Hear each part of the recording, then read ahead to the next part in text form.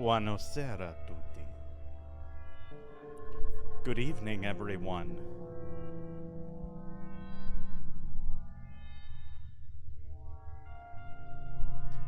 Tonight, we will be playing The Glass Staircase, another game by Puppet Combo, known for such hits as Nun Massacre, Blood Wash, Stay Out of the House, which we have not played on this channel yet, and, of course, Murder House. I'm very excited to get this game started. I know nothing about it other than it was inspired by Italian Giallo horror films.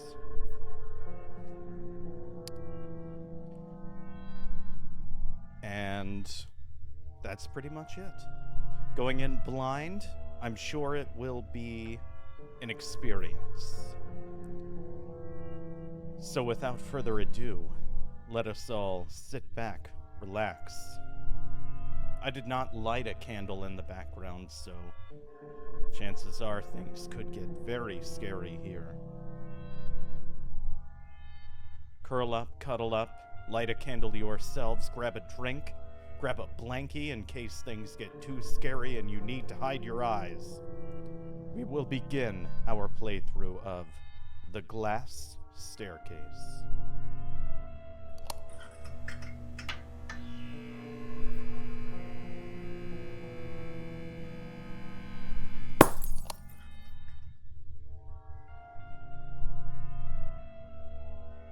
Cool. Options. Rebind controls. Run as B, aim as RB. Ooh, I hate that. Aim is gonna be...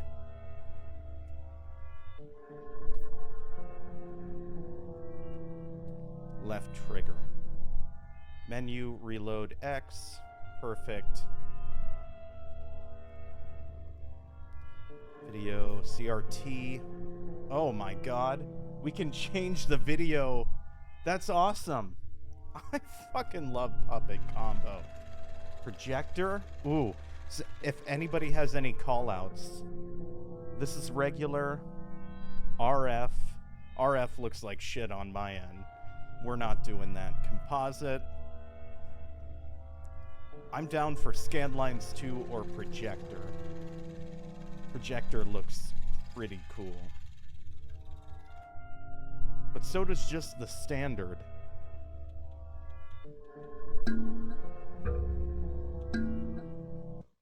I like how it's like your progress will be erased, and I literally just downloaded this game a few hours ago to play.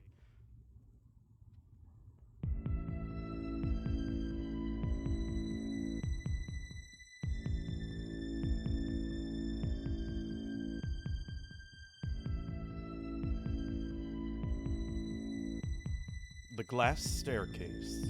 Copyright Vague Scenario LLC. Executive producers Fatale Mason, Michael Silgero, something.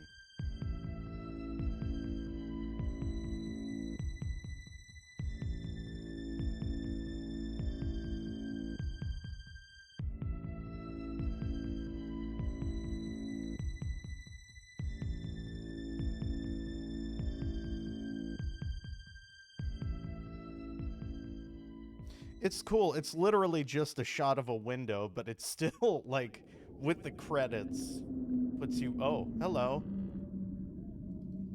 Oh my god. These movement controls suck. Vibration on, video, survival horror. There's no way to change the controls, are there? Okay. They're like... You're a silly goose. You are a silly goose. I love you.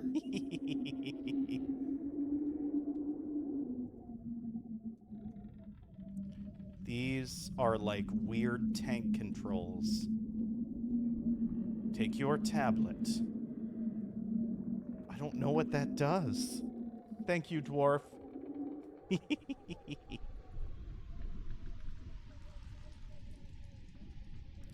Should we take the tablet? I'm gonna say no, not until we know what's going on. So, for the controls, there's no, like, right control. I'm playing this on the Xbox. There's no right control stick. You turn by hitting left or right on your left joystick, and you go forward or back by forward or back. So it's like weird tank controls. It's gonna take some getting used. Oh, God. There are multiple kids here. Hello. You shouldn't go. Okay. We'll just back up.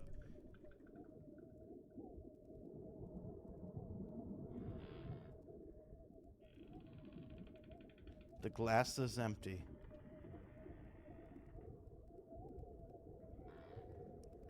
Oh.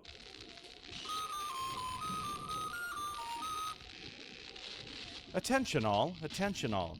This is the estate. Helen, if you've already taken your tablet, please report to the dining hall. We've prepared a new task for you. The letter on the table will have further directions. Remember, good girls take their medicine. Good girls do their chores. Good girls go home. That is all, ladies. Bronhart, thank you very much for the happy affiliate anniversary. Thank you, thank you. We are officially anniversary affiliates. So, I would not be a good girl if I did not take my medicine. But my instincts are telling me maybe I shouldn't take the tablet without knowing what it does. They picked you, Helen. I can't wait to go home myself. A musty wardrobe, nothing of interest. I hope I'm next. I have to take my tablet first. Okay, so we have to. It will not let us leave. I'm starting to get used to these tank controls a little bit. Take your tablet. Yes. Hey! Good girls take their medicine. Take your tablet.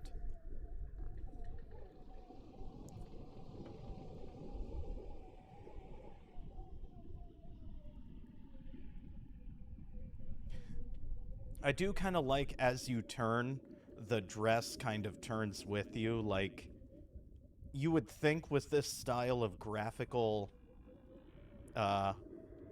choice that it would just be a solid texture, right? But there's like life and flow to the dress. That's very cool. Little details, that's what matters.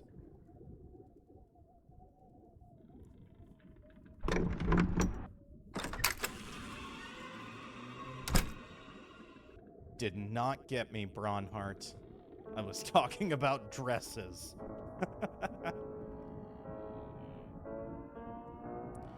Oh, this music, though.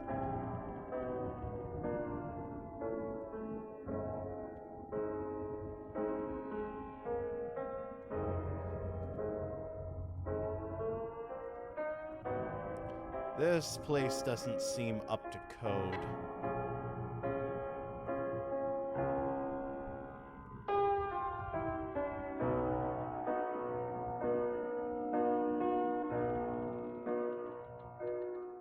If game volume... I appreciate you trying, though.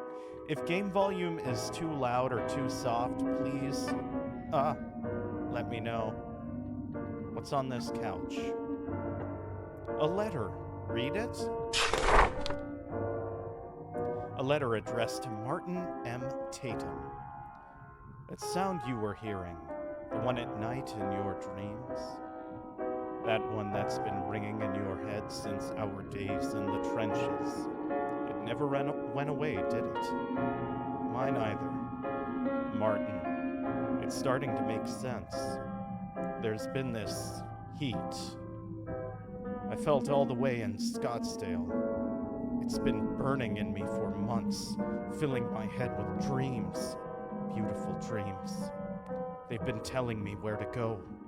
Sure, I was worried I was crazy, but I've met others along the way. We've all seen it. All felt it.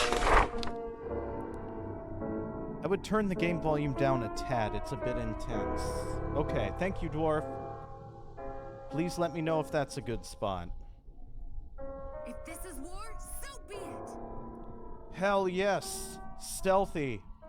Thank you, thank you. And we got the Erica subscription thing from Fire Emblem. 25 entire months in a row. Thank you. Also good to see you. It's not some made-up illness they've given to us. It's something real. This beautiful machine. It opens doors. I've seen it in my dreams. And I think I need to find it. I think it's where we're headed. This is something so much larger than I thought, Martin. Than I could ever dream.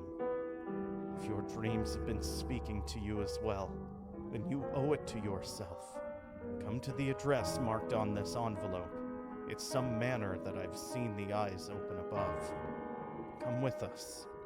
It's going to be so beautiful. Sincerely, Lieutenant Grayson Dobbs. Mucho better. Grazie.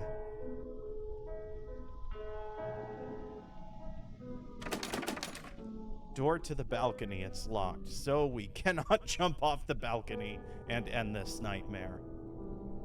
Just when I thought there might be an achievement for that. Okay, we can run. This is... There was a door back here, though, right? Oh. Boy, these tank controls.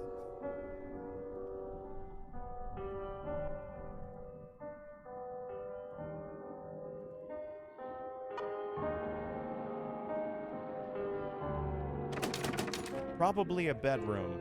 It's locked.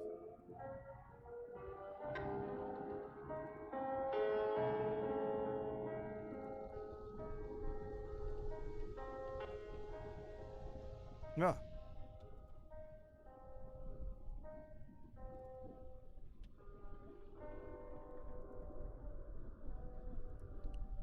I wonder if these controls are mapped better if you were playing this, like, on a PC. But there's no way to turn off...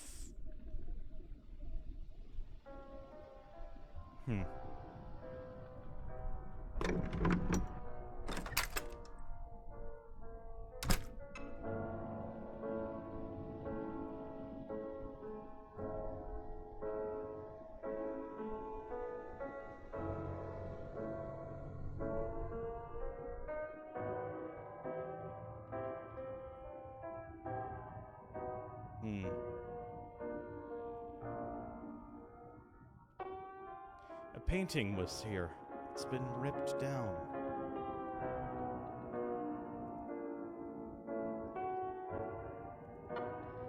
A grandfather clock. It no longer works.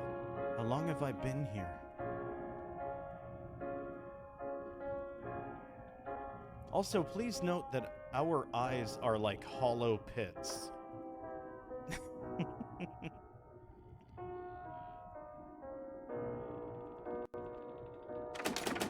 It's locked. Ah!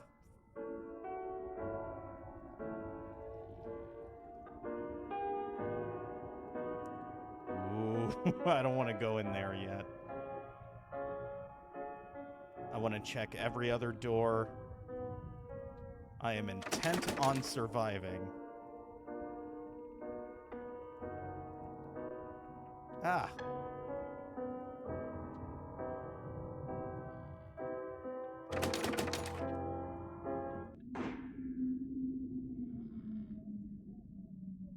That seems bad.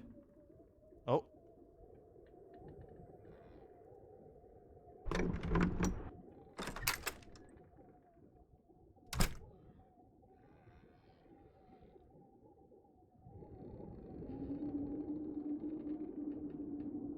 A piano. Something shiny over there. An old piano. Try to move it? Why not?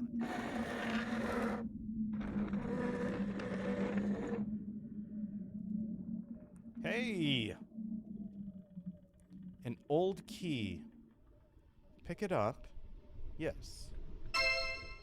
Oh, okay.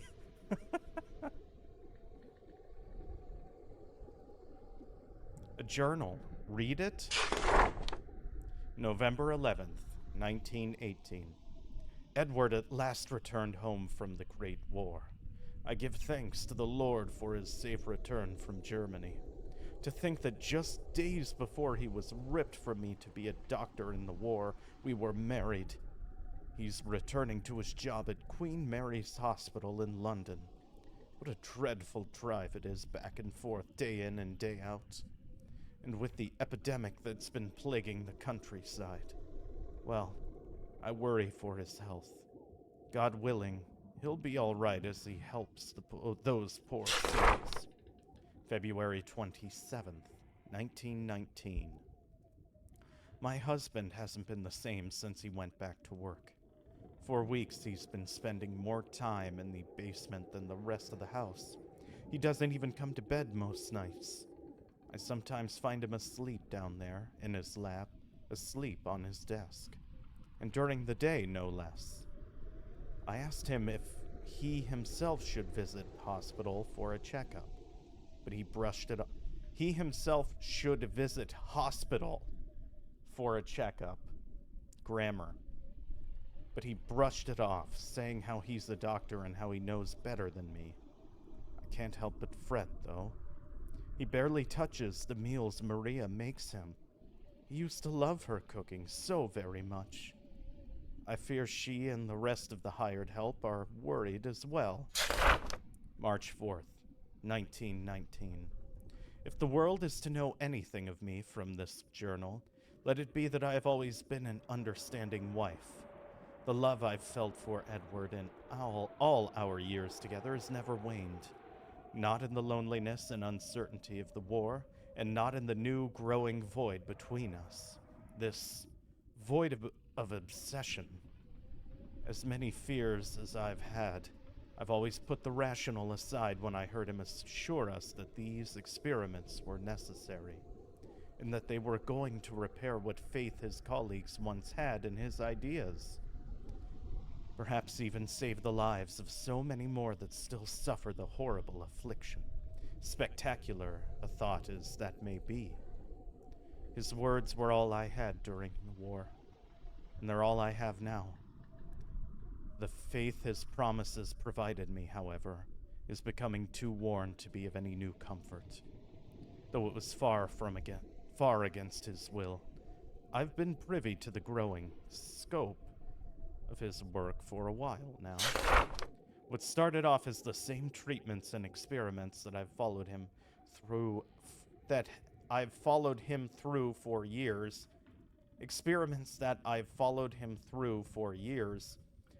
has become something else entirely. Large, horrible structures have been his focus for some time now. They look as mechanical as any transport I've seen, but their shapes are much more ornate. The iron that holds their frames has been carved so deliberately with hellish shapes. Though they resemble something, I am beyond being able to describe exactly what. To call these metal shells sinister would be admitting I even understand what they are and what they're supposed to accomplish. This is far from any medicine that I've known him to practice, but he continues with his cold, affirming responses. Is this actually from Italy? I don't think so. I don't know. I think it's just based on a lot of Italian horror giallos and stuff. But I will find out. His distance only seems to widen from his work and from the sciences that he swears by, but I can only sit idle as I can, swearing some hope that his plans are going as he says. It is hard to ignore the things I'm hearing in the night, The murmurs of the help as they come to me for some kind of assurance, expecting that I know my husband's actions half as well as a good wife should. I have nothing for them but the promises that he gives me. He's a doctor. He knows what he's doing. Nothing I say to them can be said in confidence anymore. I may be an understanding wife, but there are limits to even my understanding.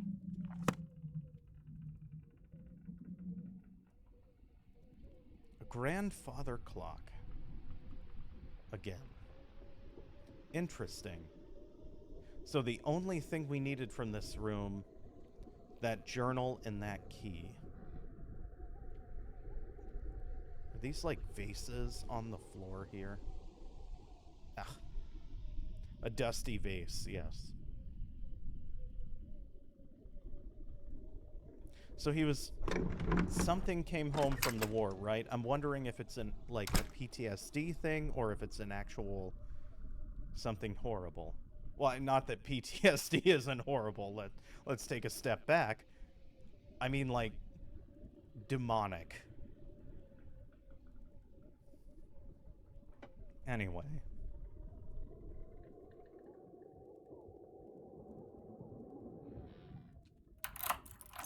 You've unlocked it. Remember, good girls take their medicine. Fuck.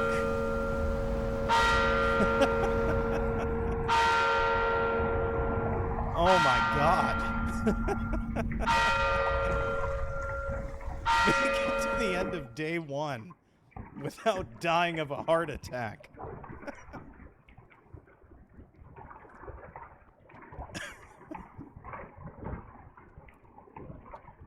We're not gonna take the tablet unless we have to. What did she see? What do you remember about your parents? Helen didn't make it far. Don't believe what they're telling you. Oh, so we're playing as a different kid now. Helen didn't make it far.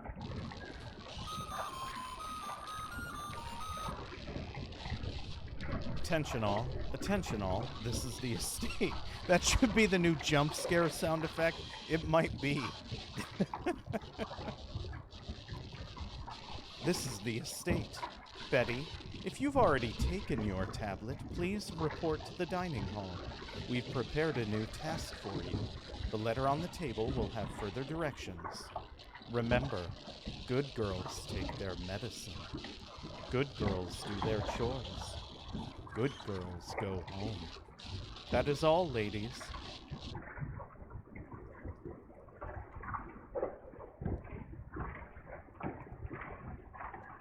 Did you hear those sounds last night? It was pretty weird. Pretty fucking terrifying. I have to take my tablet first, so we do have to... I'm gonna try it every time without taking the tablet, just to see. Not a fan of that gushy water sound going on. Oh, that's just my apartment. I have a very bad leak. No. I think it's raining.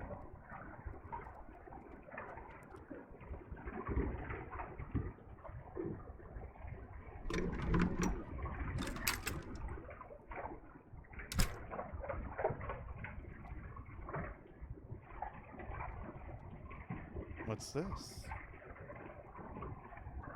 I thought I saw something shining here just a second ago. Okay. I feel like I should check the other things up here. Maybe another key will appear. Is that table always overturned? Probably.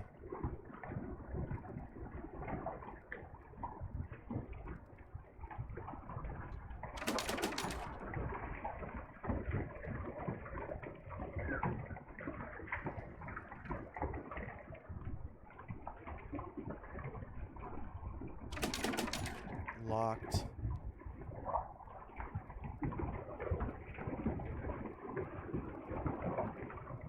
Well, the first... Wait a minute, we didn't go down this corridor before. Not that we really needed to. There's nothing down here. Okay, so the first... It was a piano, now it's like rain.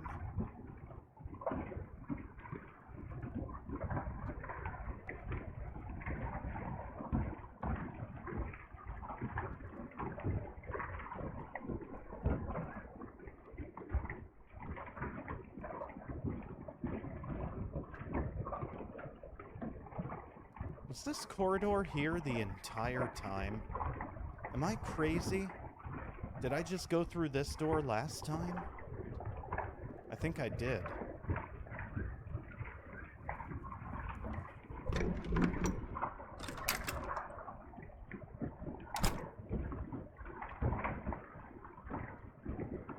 No, this is different.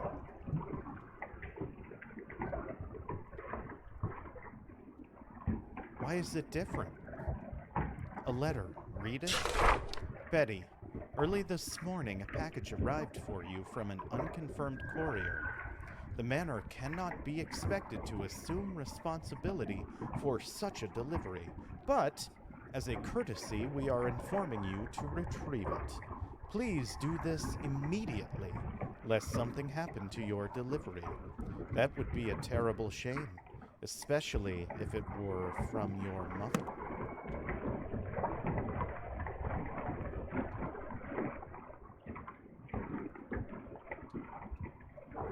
Maybe this door was locked last time?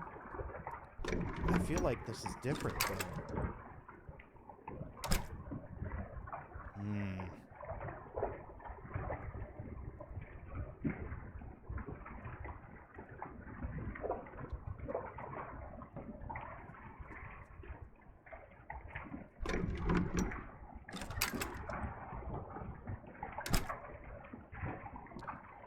Hello.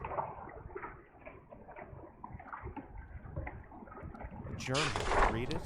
June 24th, 1919. There are a great many things that I've been able to overlook in my role as lady of the house. The awful sounds, the confusing orders my husband has given the help, the smells. Oh, the unholy smells. None of this is terribly unfamiliar to his work, though the extremes to which he is willing to push my familiarity with medicine, as the reasoning is starting to make me think he himself is losing touch with reality. What I haven't been able to ignore is the heat. Many nights I've laid awake in my empty bed simply watching the window as this terrible heat overtakes my body. Not a heat that can be felt in the air, but something more intense.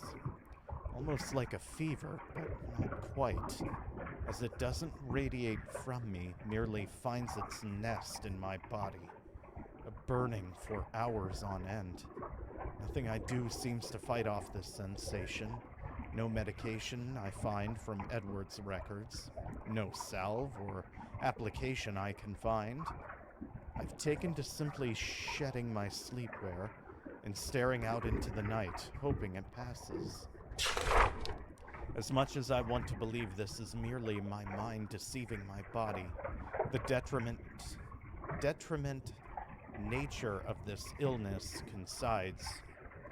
coincides far too closely with continuation of Edward's perverse sciences, if they are even to be considered sciences anymore.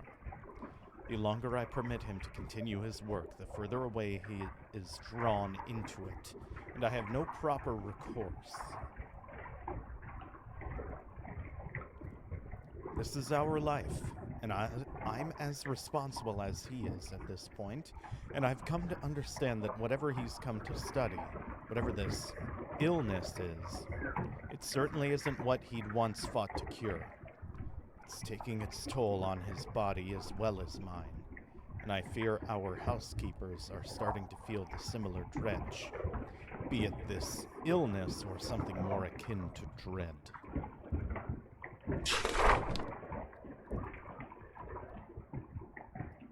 Beyond that, the night sky has had such a terrible glow as of late. Were I a more superstitious woman, I may perceive this as some kind of omen of ill fate. But I am as married to the rational world as I was when I met Edward. Still, a greater part of me wishes he were here during these horrid nights. He used to be able to comfort me. We would be able to see this terrible glow and talk it away as something beautiful. Maybe that beauty is gone. Maybe my husband is gone.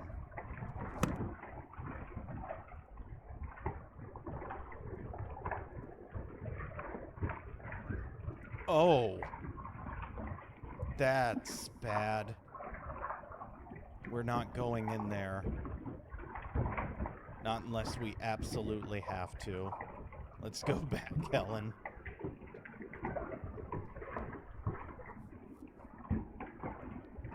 So I think I know what happened to the first girl.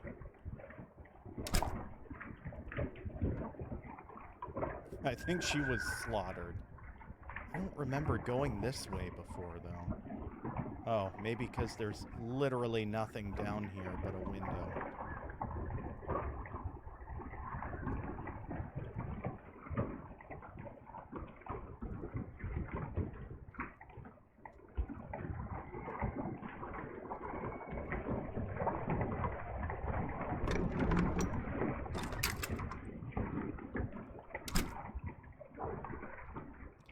Got that diary.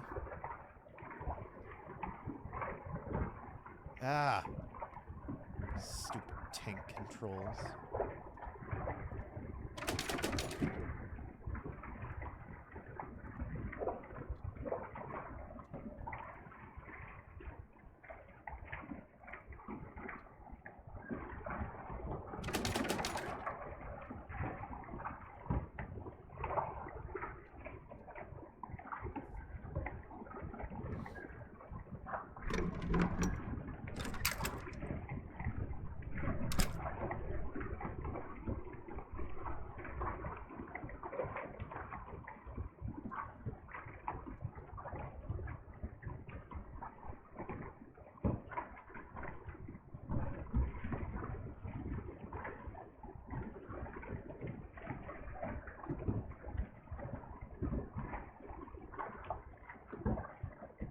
Nothing in here.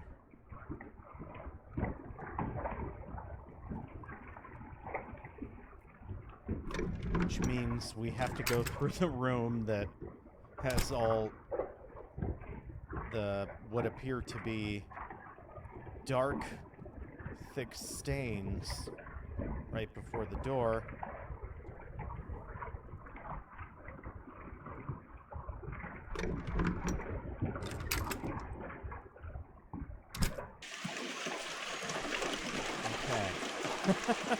I was expecting a jump scare there.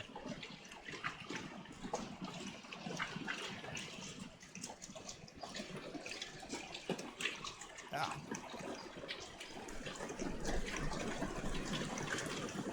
Over here.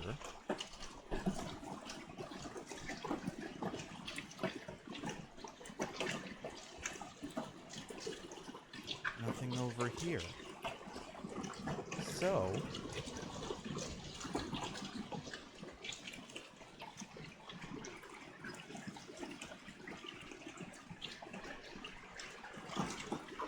back in this corner. Oh. Okay, no, that's just like a rock on the ground. This seems to go under the house.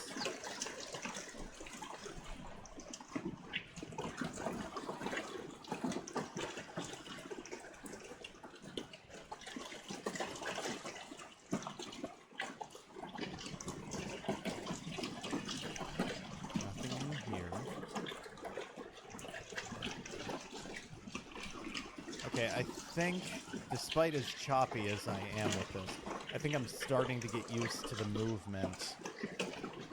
Because it's not quite tank controls, but it is very similar.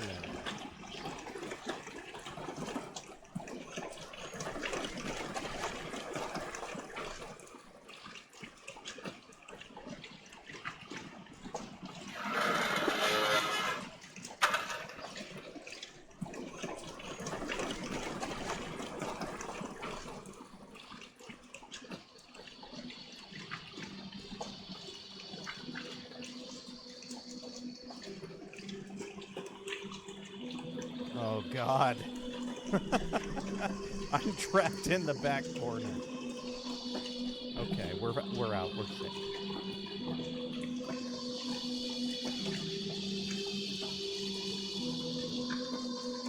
I feel like I have to check every corner of everything for small items.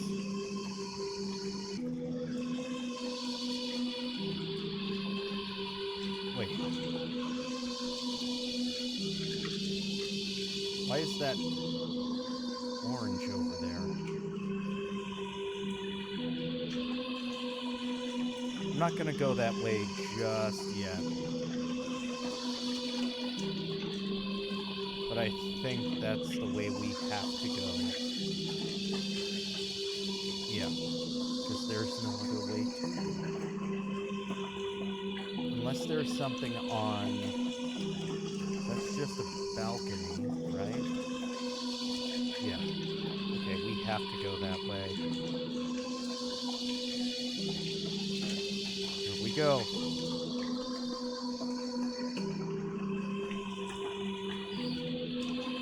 I don't like this.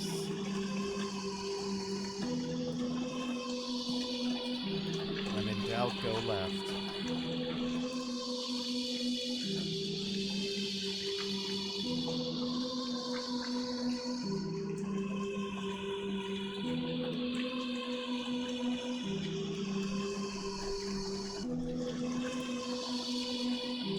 A wet note.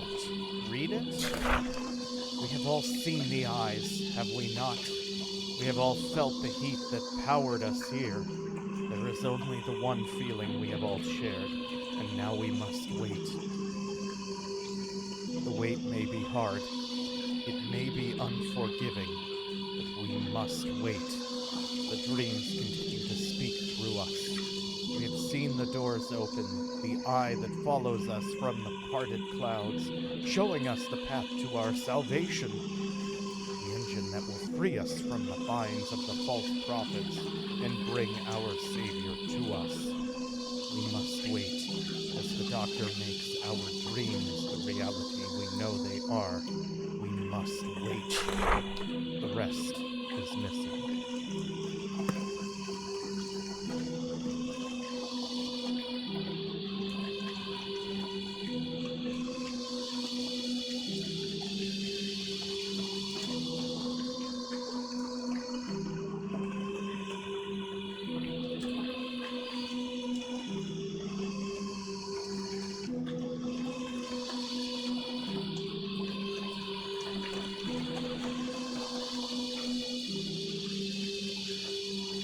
Ah.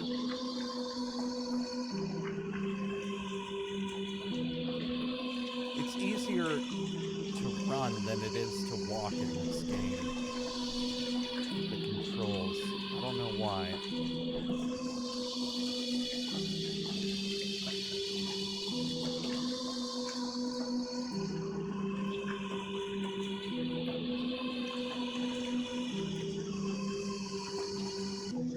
Which way do we go?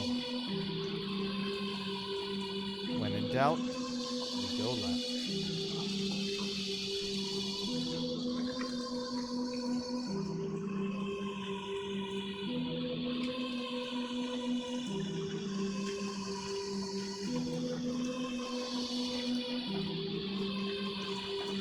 This fucking maze. That should loop us back around to this way. So this is the new path.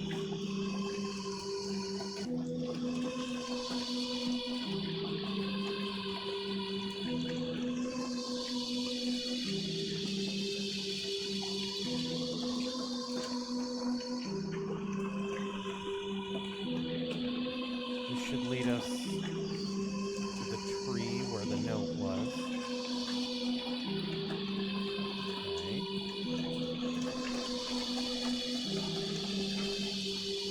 Making a mental note of this maze, which is very difficult when all the camera angles change, but I can do it.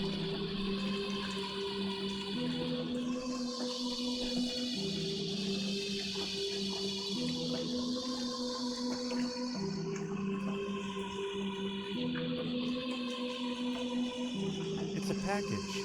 Carry it back inside. Yes. Oh, joy.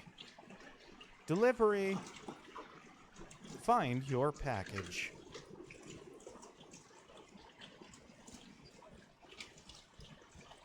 Oh, no. The rain is stopping. Okay. That doesn't seem too bad then.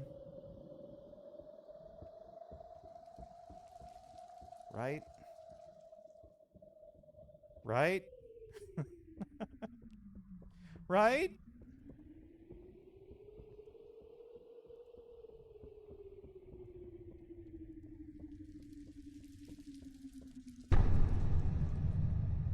That seems bad, though. Why is that sound happening?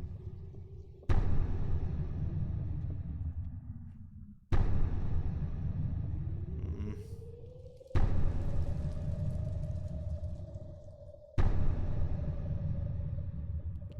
There was a path there before. And now there isn't.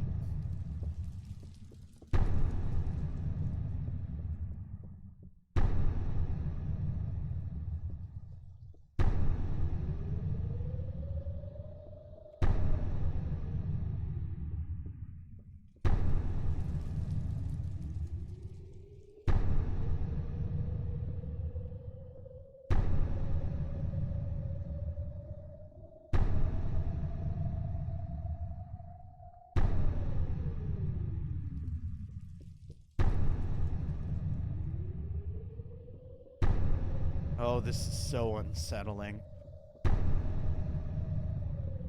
Ah, fucking Christ. What the fuck was that?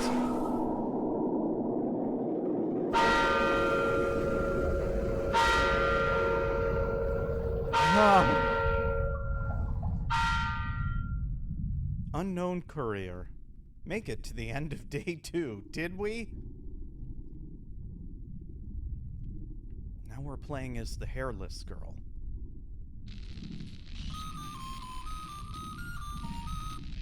Attention all, attention all.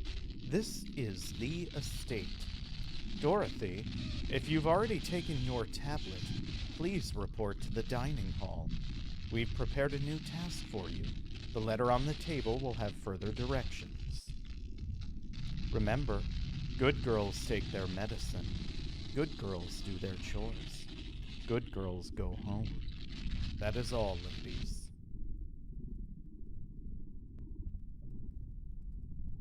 There's only 2 of us left now. We're the last 2, I guess. We have to take our medicine, I think. Yep. All right, Dorothy. I wonder, what is the point of this medicine?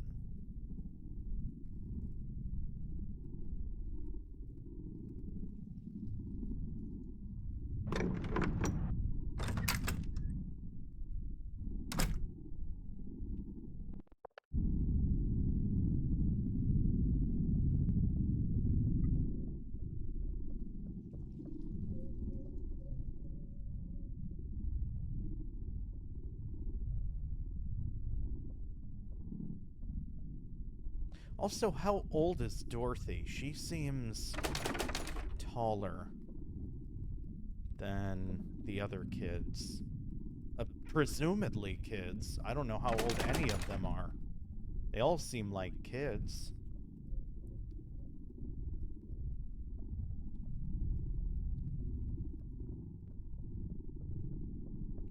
Her head is also shaved.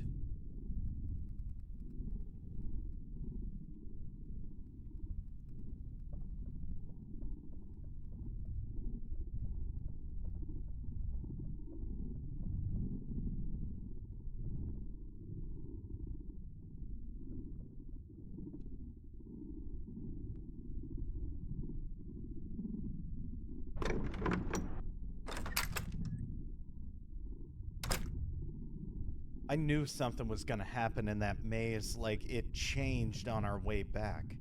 There is no letter on the dining hall table.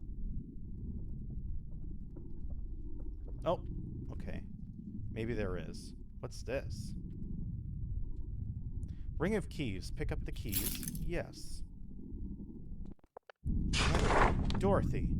We've begun entering the later year, and as such, our daylight hours are getting shorter. We'll be entrusting you to light all the manor's candles before nightfall, as well as snuffing them out in the morning. This is a large responsibility, but we trust that you are more than capable of it. We all must do our part here. You're such a responsible young lady, Dorothy. Surely, your family will be glad to have you home. Oh, ho, ho. Have they all been kidnapped?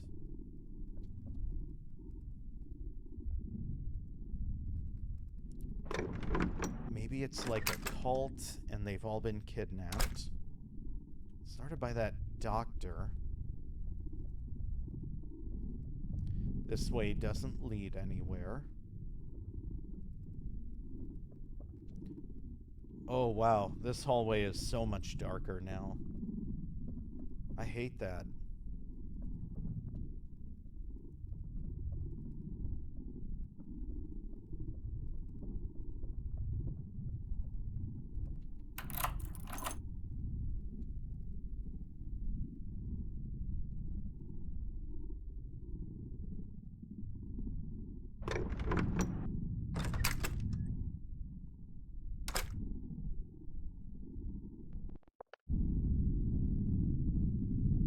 Box of matches. Yes, we will take it.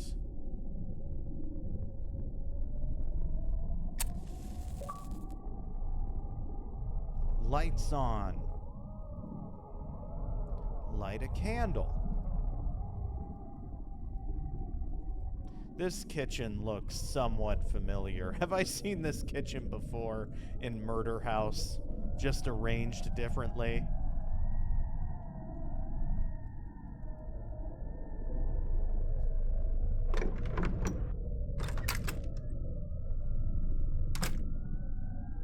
Oh, hello.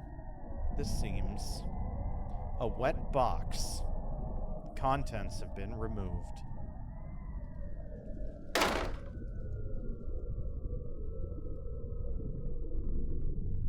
Just gonna back up. Okay. Don't know what that sound was, but I can tell you I really don't like it.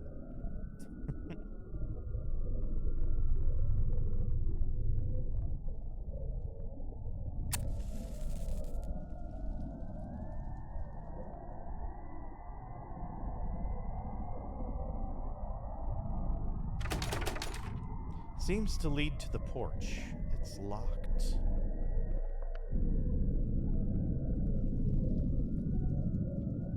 Well, then...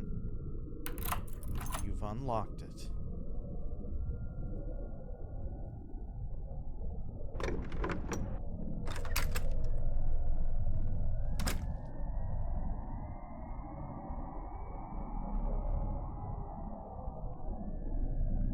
Why? Why are we lighting the candles when there are lights? Like there are electric lights. Seems... I don't know.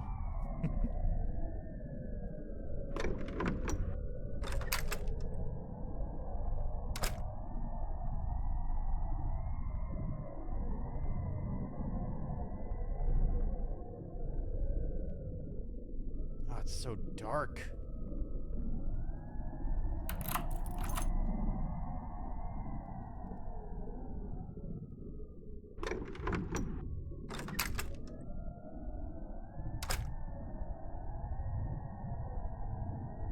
The turlet. A wet note. Right above the toilet. Read it? And the Lord saith unto me, Go out into the masses and preach my word, for the kingdom of heaven is but a lie. Indeed, 'tis a lie, a lie! The God of our forefathers is dead, and in his place we will awaken our new Lord, our better Lord. From below, below we will rise, arise, and take the smoldering world of man. My brothers and sisters, our salvation lies in Dr. Edward Sullivan, prophet of the new word. For our lives do we owe to him. Okay. Definitely gotta light a candle in the bathroom. Big ol' poop.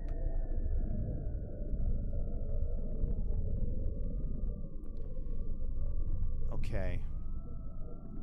So the doctor, we know, came back from the war with something.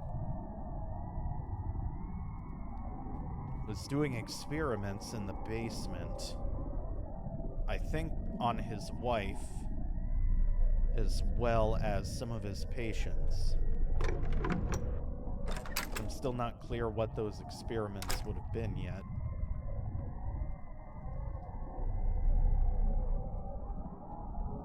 Why is there no candle out here?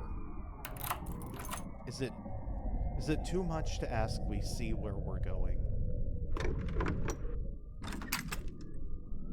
Great guy, yeah. Fantastic. Oh, okay.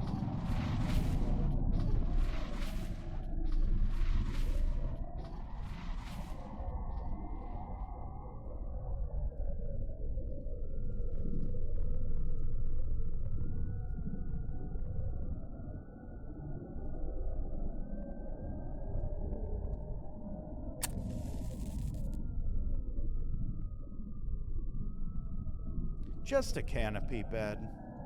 So there was dust or something coming from upstairs.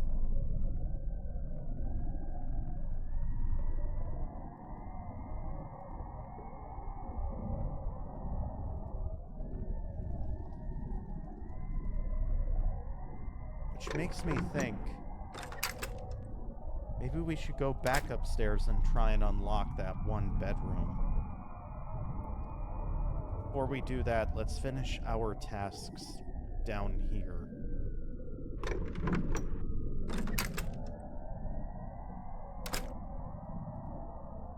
Oh.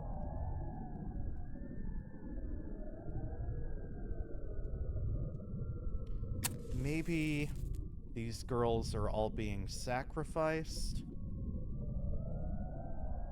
to whatever god they're trying to raise.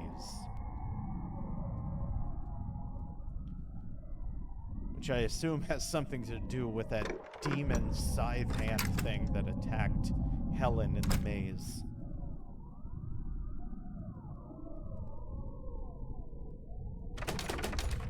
Yeah, okay, it's locked. We don't have the key for that one, of course. Ah! Let's go back upstairs. Wait, is there a... No, there's not a candle over there.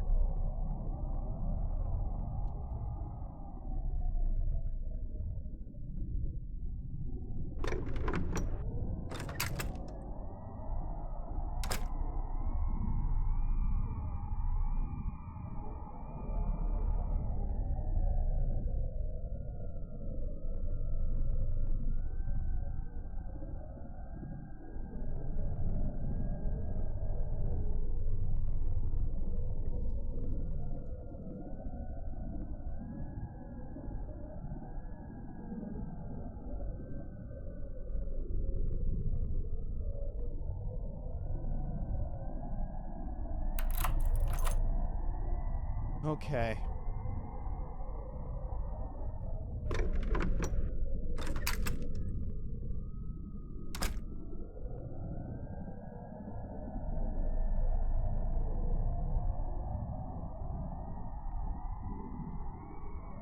A journal. Read it?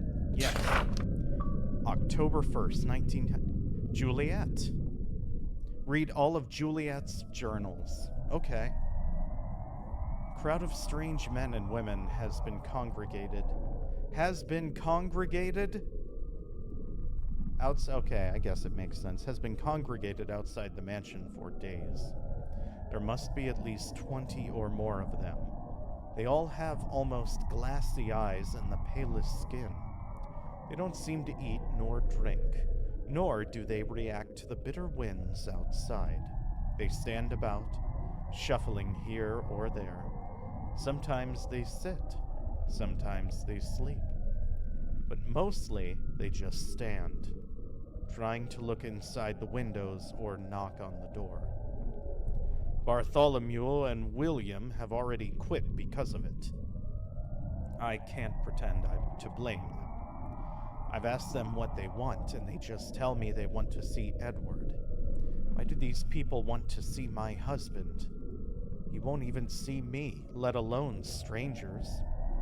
I've only seen him once since August. He was moving boxes through the back door of the manor. He yelled at me to get away, and I did as he said. I'm afraid. I've nowhere to go. October 2nd. Day after.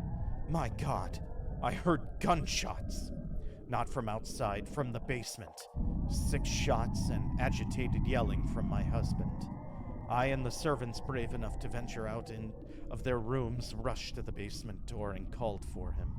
There was a terrible banging at the door, then 4 more shots. I heard something fall down the stairs before my husband screamed at us to get away. He almost sounded scared, or worse, relieved. I can't just keep pretending that there's something I can salvage from this. Whatever he's doing is only growing in scale, and that horrible form. And that horrible form his damned machine, is merely the chorus to this tragedy that I now call our life. God, Edward, please. November 8th, 1919. Maybe what I knew of my husband and his work was always a lie. I want to believe that something changed in him, perhaps during the war, perhaps in his need to find an end to this plague, as we understood it. We used to speak of all kinds of things for our future, and maybe it was simple, perhaps even idealized. But they were a dream that we could both see so clearly. I can't seem to see that dream anymore.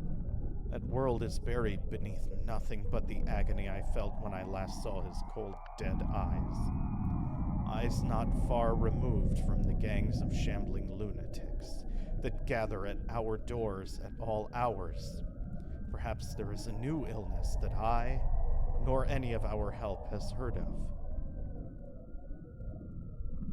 It's not as if I've had the opportunity to leave this prison in so long. The whole world could be entrenched in another great war for as far as I could know. A prison. That's how far from those dreams of the future I've gone. The home that we were to grow together has become nothing more than a prison that I live a waking nightmare in. Perhaps that waking nightmare is preferable to the ones I see at night, on the rare occasion the heat doesn't return, shaking my every fiber awake. There is no doubt in my mind that he can no longer see the future we once spoke wistfully of. I doubt he can see much of anything anymore. Nothing beyond that hellish engine he's brought into our home. At first, I'd been able to ignore the abominable sins that my husband has brought into our home, but with each night there are new, terrible sounds. Some mechanical, some horribly human, all completely unnatural.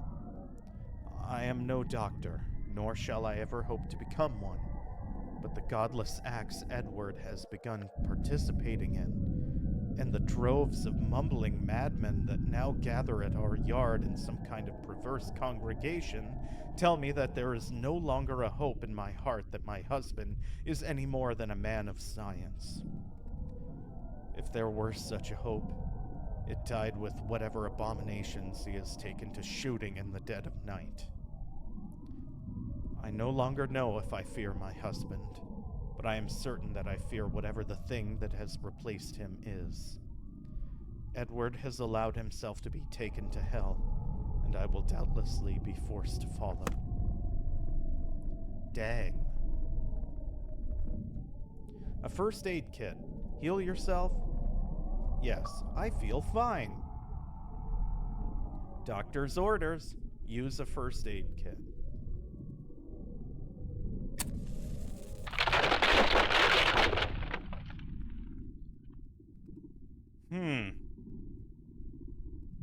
What's all that about? Nothing good, I am assuming.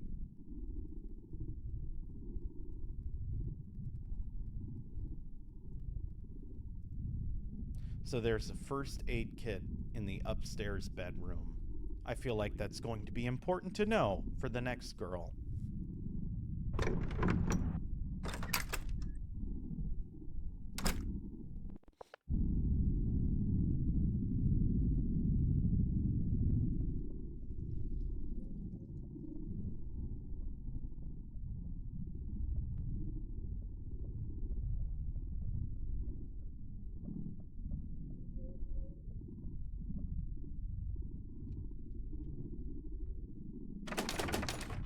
It's locked. I'm not allowed back in. Oh, I don't want to go back downstairs. This wall looks weird. Or am I just so paranoid I'm seeing things now? Oh.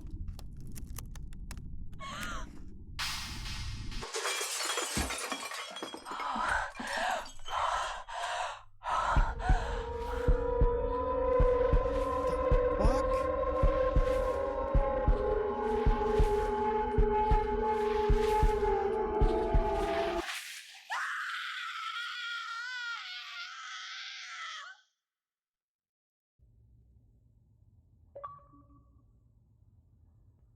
Nightfall. Make it to the end of day 3. Okay, this is our final girl, and I'm pretty sure I can tell because she's got a flashlight.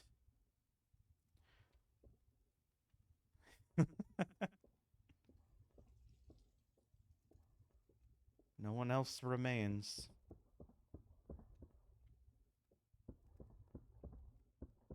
No word on the intercom.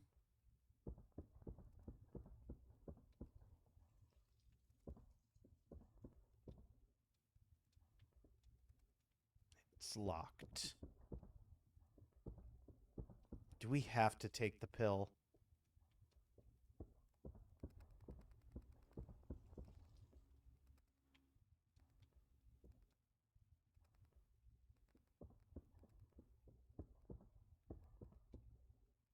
Take the lockpick. Hell yeah, I didn't even see that. I just started hitting A.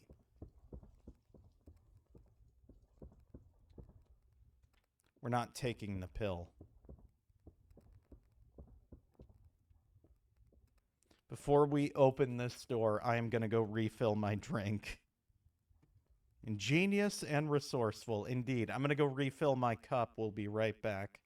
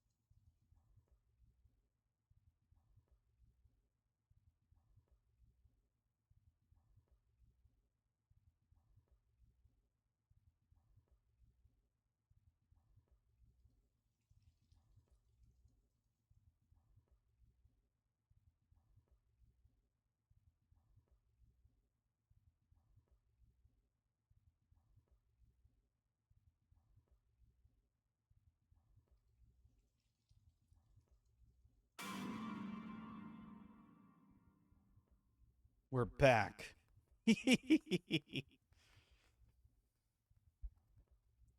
Okay. You've unlocked it. We did not take the pill. I bet you there's an achievement for taking that final pill. But I did not take it because something seems wrong. Oh.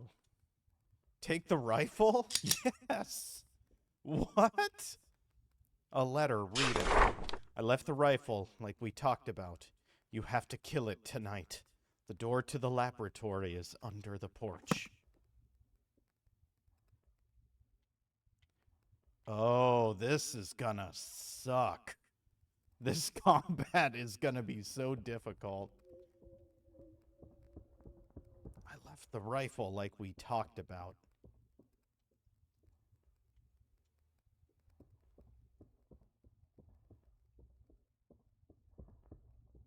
Is this... I wonder.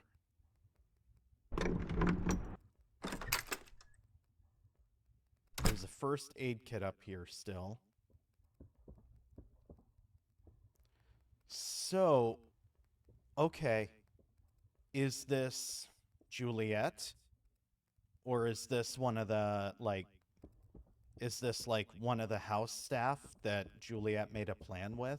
We don't know yet. Or at least I don't know yet. We still have this first aid kit. Top floor. I like how we got the achievement for using a first aid kit and we didn't actually use it. Top floor bedroom.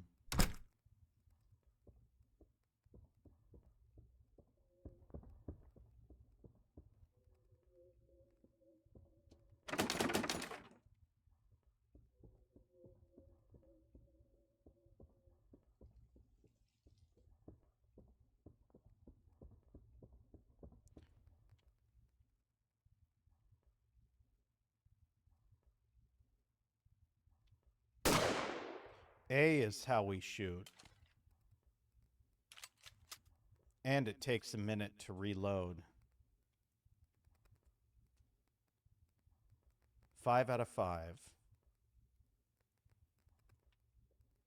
Mary. Or Margaret. Okay.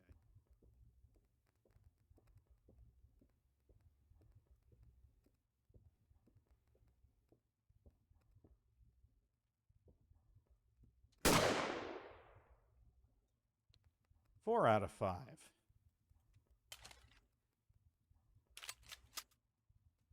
5 out of 5. Okay.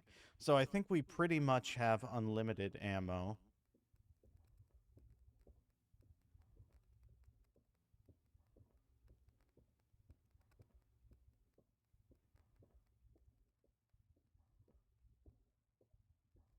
Okay, so Margaret... This has been a plan for a minute, right? She had this flashlight. She had a plan for somebody to leave a rifle, and she's got tons of ammo. So who is Margaret?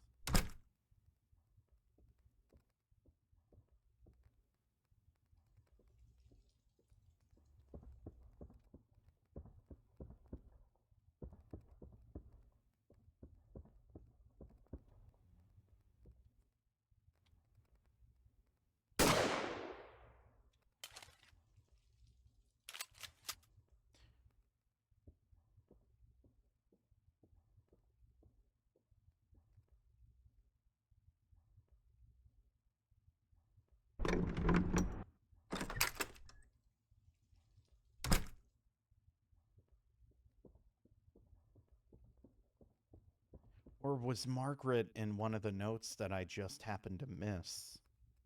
Or not miss, because I got all the journal entries. Maybe I forgot Margaret was mentioned previously? What's this say? Can't read it. Doesn't matter.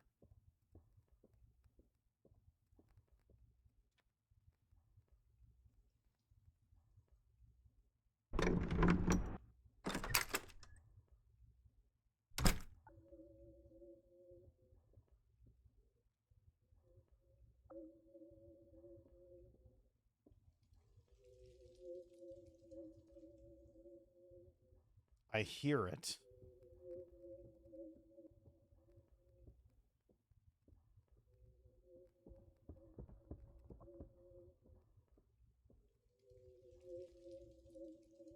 I'll be honest, it makes me really not want to deal with whatever is out there.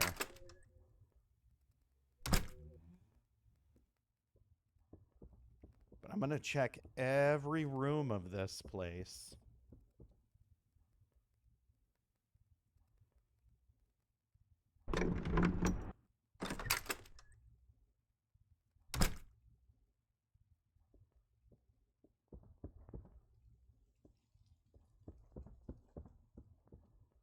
Just in case. Just in case there's something, someone.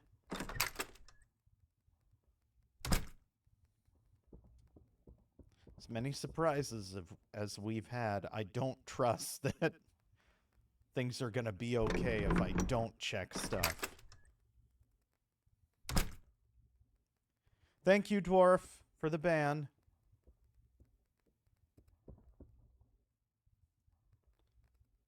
Per usual for the ban. I'm assuming it was spam. You get 3 shiny Jirachis. Good job. Good job.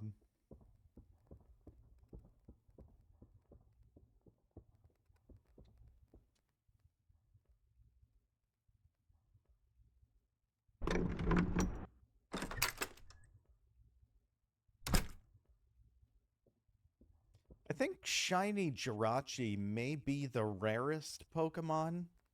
As far as to officially acquire. Because I think in order to get it, you had to go through, like, the GameCube on Pokemon Home or something. And there were usual shiny odds, right? But, well, that's locked. I think I missed a door over here.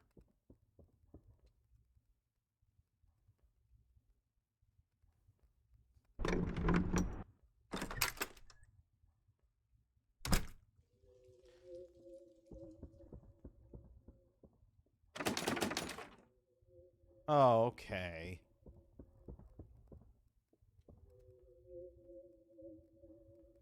Something's outside, or at least right underneath that porch or underneath the floorboard. I can hear it in the background, like, whoop, whoop, whoop.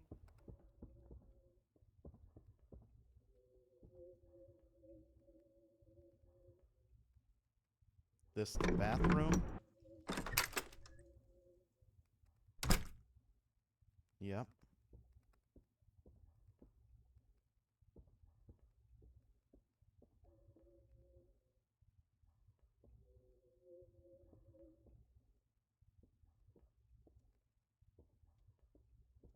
I don't know. Stealthy may know. Stealthy, do you know, is shiny Jirachi the hardest, like, rarest / hardest Pokemon to get without, like, hacking?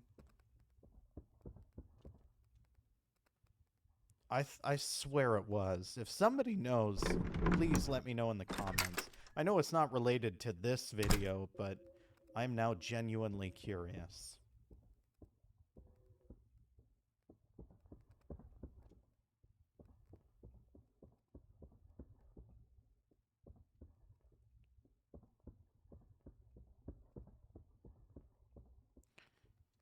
Oh, okay.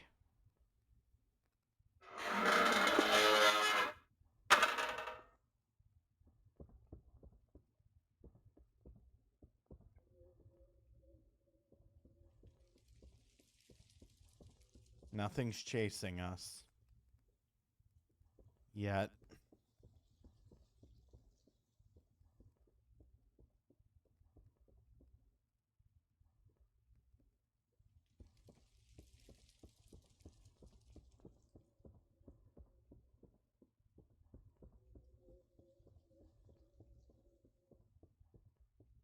Am I crazy? Did I go an incorrect way?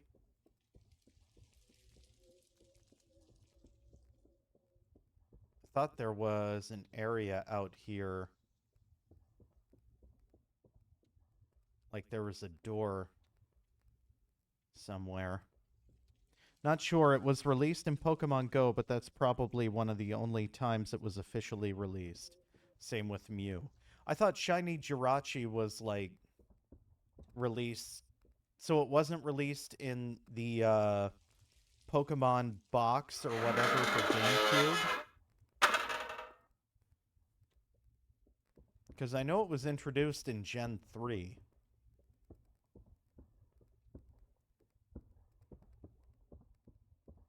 Maybe it was this way I had to go. Yes. It's unlocked now. Great.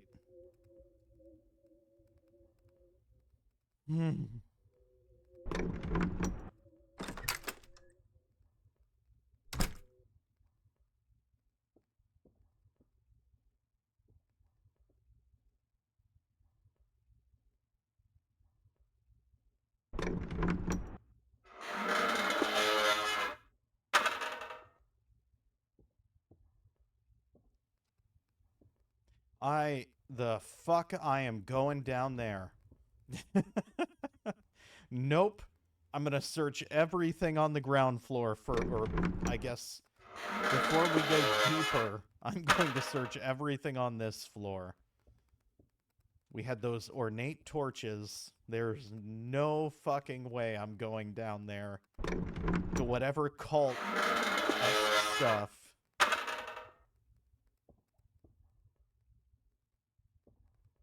I feel like this one might be safer, just because it doesn't have the ornate torches and crazy stuff.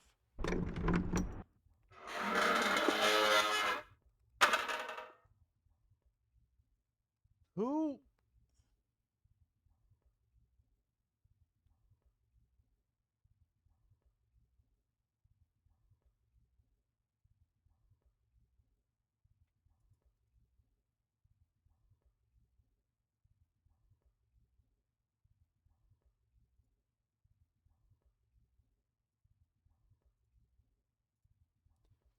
Ban and block those. I don't know what they are, but... Okay, let's go down to this cellar first.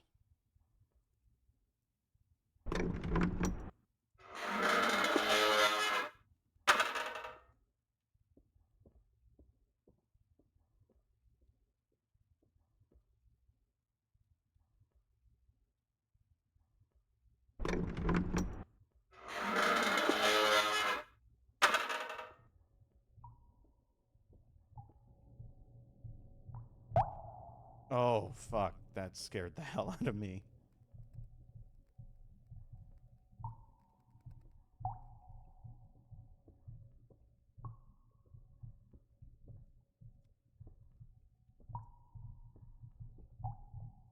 Can I not interact with the fuse box? Of course. Why would I be able to do that? A letter, read it? July 24th, 1922. My suspicions were not only confirmed but completely validated by my final discovery last night. The zealots were less than happy to come to realize my line of questioning hadn't ceased even after several more months of my experiments. The hierarchs took to keeping me as content with research material as possible, hopefully to keep me stimulated, perhaps too much so to ask my questions while the radiant heat from the engines slowly cooked away my mind and warped my body. It's quite unfortunate for them that these walls are my walls, and that I know where to get anywhere I need to in this manner. This is what led me to finally listening in on one of their perverse sermons. The things these madmen ramble on about would give a man pause, but hardly make him listen far beyond that. I've been far too close to these happening for far too long, and to not listen, though. Listen and understand. They spoke of their great God in the machine. They spoke of how it communicates through their dreams, as it had with me, showing them prophetic visions of the future. They speak of the day the machine has finally fed the blood of the last innocent. They speak of the blood-red sky opening to their lords, the convergence of the two worlds, the legions of our fallen that will return to herald in the reconnection of the true world to our own, and the slaughter that will fill every city of man, and that their own bodies will begin ascending in their holy vessels. Everything I've been seeing has been given a new context, and I realized that I had been betrayed. Every single thing the entity had told me had been a means to complete the bridge, Cain's terrible staircase to his gods. Were I a weaker man, perhaps my mind would have been so gone as to this new meaning nothing to me. But the truth is before my eyes. I will bring the devil to this world if I allow the machine to continue running. The more blood I spill, the closer I get to ending it for all of us. The maniacs seem to have yet to notice how suspicious I've become, which will work to my advantage. It will take no time to disable the devices that power this hellish engine, and hopefully even less time to destroy it. My body may be changing the same as all the others, but my strength is far from gone. If I can truly dismantle the device, then I may have some chance of salvation. This will take some time, but if I am left to my devices as I have been, then I will have the time to tie up the loose ends that may be left in this research and plan for safe passage of my darling Juliet. Oh God, Juliet, my wife, how I have betrayed her. If she still even resides in this hellhole I have created for us, then I must tell her the truth. Seek some kind of forgiveness, though my acts may have been as evil as any lunatic's. Let it never be said that I stopped loving my Juliet. I will save her from this future. I will end this all myself. I just need enough time to put this in motion. Please wait for me, my love.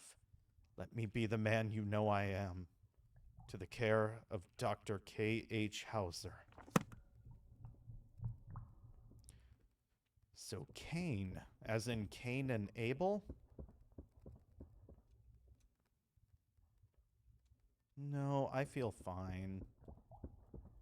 Okay.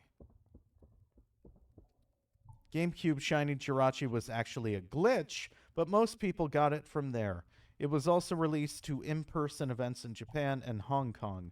Looks like Shiny Danicol is the rarest, having only been released to 2 in-person events in Japan and Korea, but it just got added to Go, I know.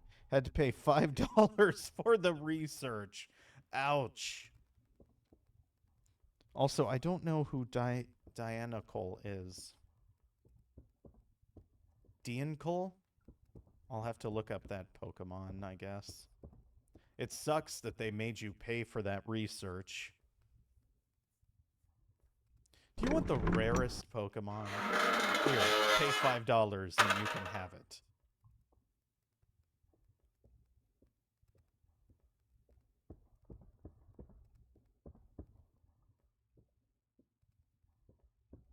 What is in here?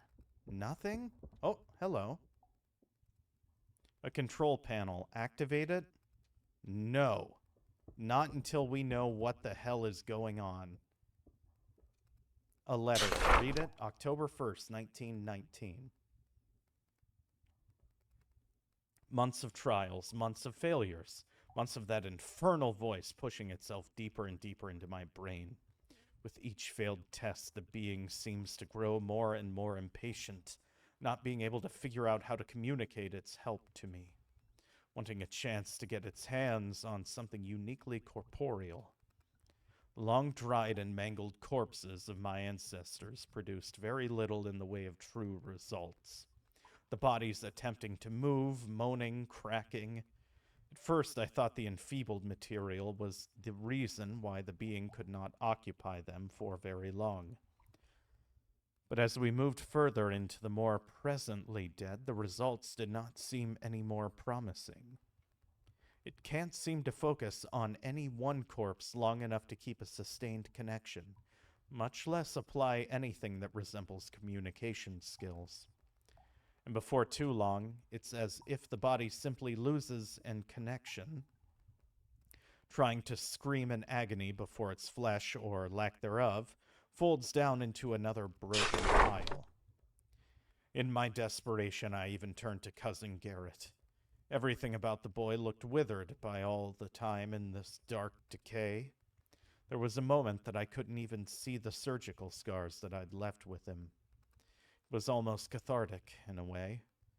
That catharsis was truly ruined, however, when I brought him within range of the machine.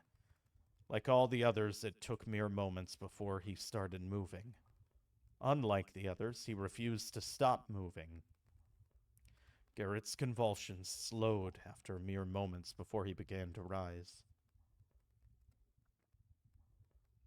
Sitting up for a brief moment, and almost as if I'd had my cousin back, the illusion was quickly shattered when the shrieking began, not uncommon for any of these attempts. But something about it was so much closer to human, yet so much further away.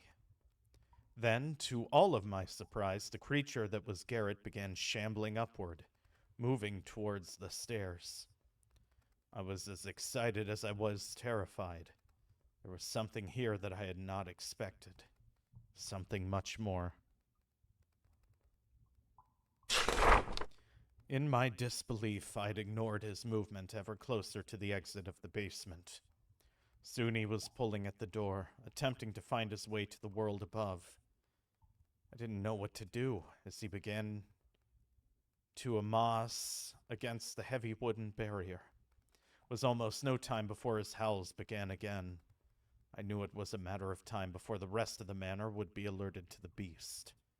I did my best, in my panic, to turn them away, but I had no means of removing the creature, its strength somehow greater than anything the withering body should have been able to produce.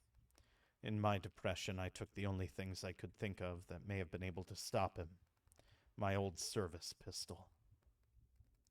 It took more shots than any man ever could to fatally put it down. No more twisting to a discarded flesh. No more crumbling into the same old set of dried skin and bone. This corpse returned to being a corpse. I had to let Garrett down to his rest, yet again. This will all be worth it in the end. It has to be. December 1st, 1920. My research has started to stagnate. The resources are drying out, as is my patience for these repeated failures on the same decrepit meat that I'm being forced to abide with.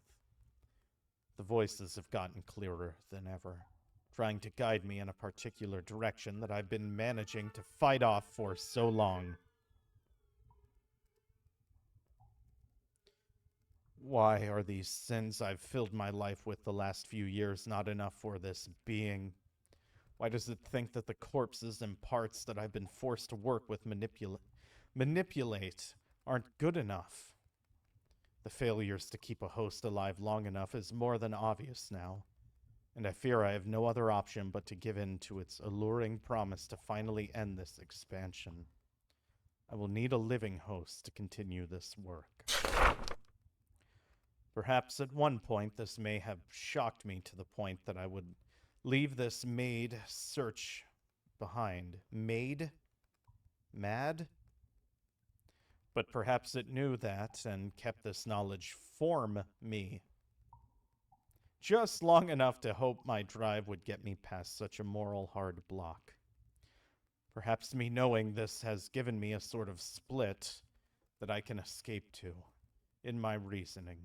But every time I'm forced to look at that painting of the bastard Kane sitting in his lab, staring down at me as if he always knew I'd never succeed his work, I feel just that little bit of my pride push me past the barrier that would hold my dream to the realms of morality.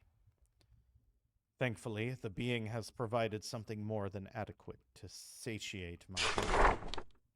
Jesus. For the better part of the last year, I've heard from the staff, in what little I do hear of them, that strange groups of men have been congregating and asking to see me. My work has been far too important to spare them this time. But thanks to this recent break in my research, having been held up for some time, I was able to speak with the ringleader of this growing army of confused zealots, and, in this, have learned of their reasons for being here. They know of the being, and they need my help to contact him. They treat me as if I'm some kind of foretold prophet, which is a position, however laughable, that gives me a level of control over this bizarre situation. When I suggested what I may need to the head zealot, he seemed almost pleased to offer me exactly what I was asking for, a short, steady supply of living subjects to continue to use as catalysts for the research. The girls! Perhaps this will do as little good as it always has, but I believe that all of my questions will soon have answers. We've been using the hidden entrances to accommodate as many of these subjects as possible for any number of tests. The young, the old, the strong, the infirm. All the subjects only have one thing in common, and that is that they are more than willing to do whatever it may take to see this being into our world. I can't be certain how much of the being's words I can actually take to heart, but I know that this may be all I have left for my research. Perhaps the answer I finally seek is within grasp. Well, I don't think it's a stretch of the imagination to say that this guy is fucking batshit crazy. But a genius nonetheless.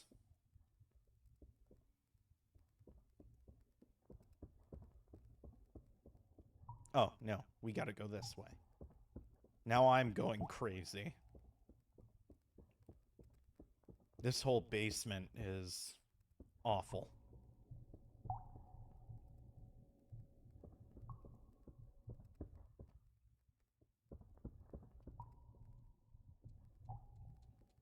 There's no way to open that gate.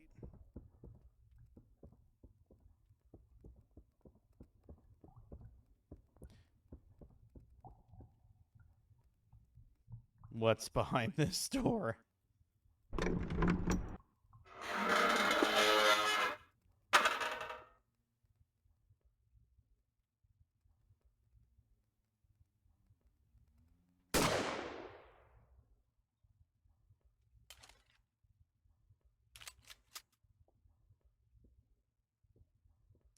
Well, I don't think they're people. These, however, greatly terrify me.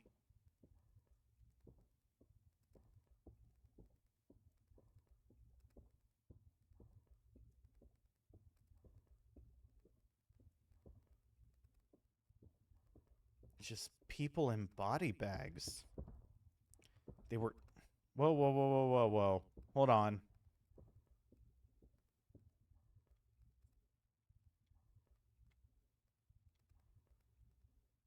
Oh, that's just the carpet. That's not, like, actual extra writing. Oh, fuck. Hey!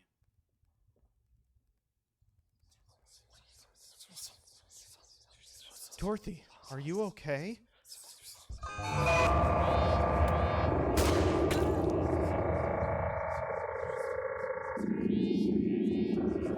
The fuck?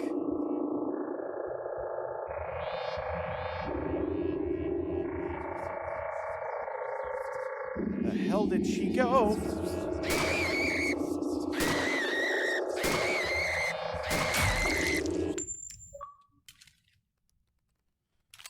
Fight back. Kill one undead. So she's undead. Dorothy. She's gone mad. A vessel. She dropped a key. Pick it up? Yes. Defeat Dorothy.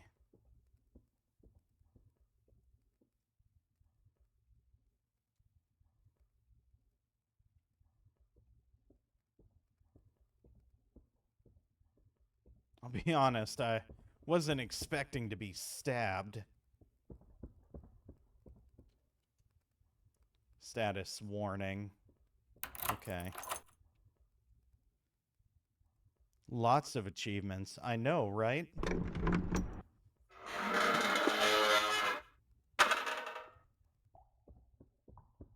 I'm gonna go back because there's a door in that room, but first, like, I need to find that med pack that was down here. I know there's one at the top of the mansion. Maybe. Was it in here? I don't think, but we'll check. Maybe it would make more sense to go back to the upper level of the mansion first, so that we have to run less far for the next med pack if we get caught down here.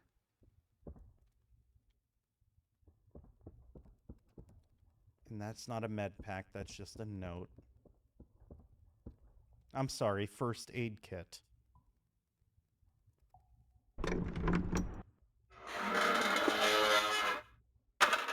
Also takes about 4 shots with the rifle to take down one of those things.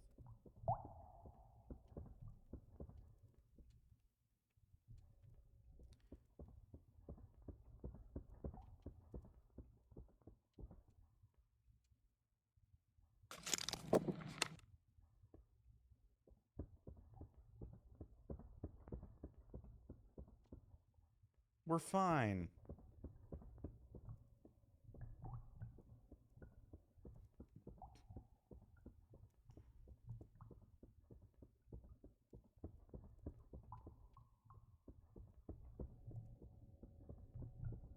There was another door in there, though, is the thing.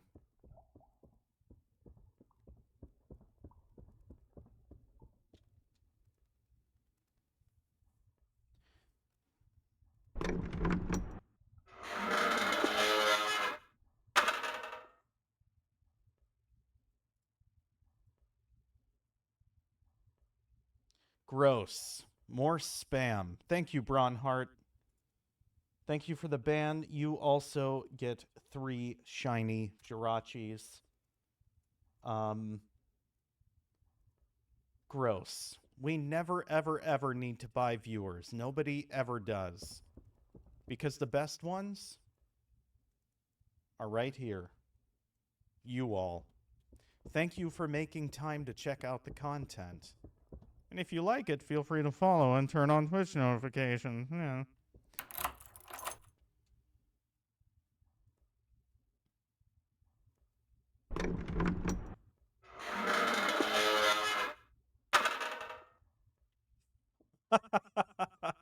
My heart sank for a minute. I'm like, I just healed up and I'm about to get stabbed. A large capacitor. I have no use for this. Yeah.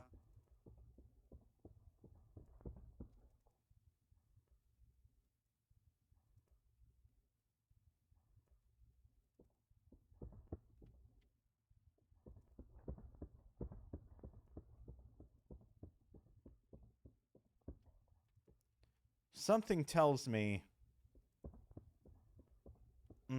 that might actually be the door back up. I'm curious if it is.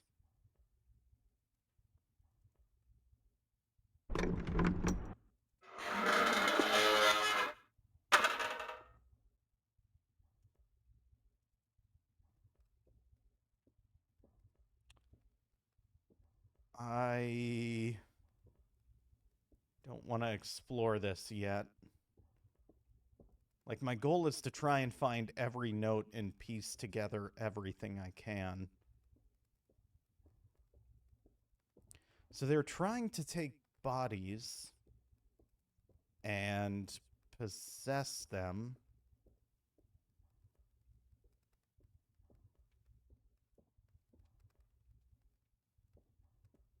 What was shining?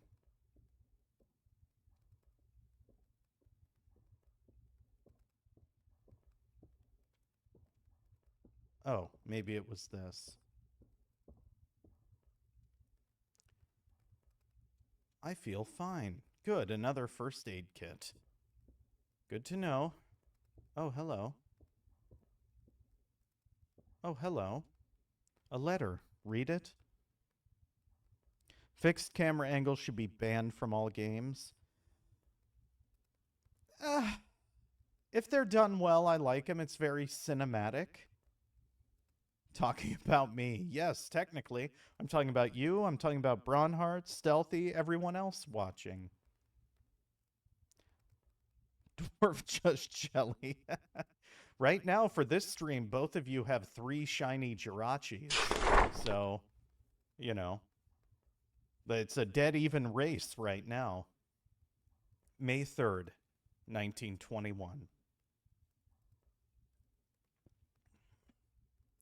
The research has progressed at a rapid pace.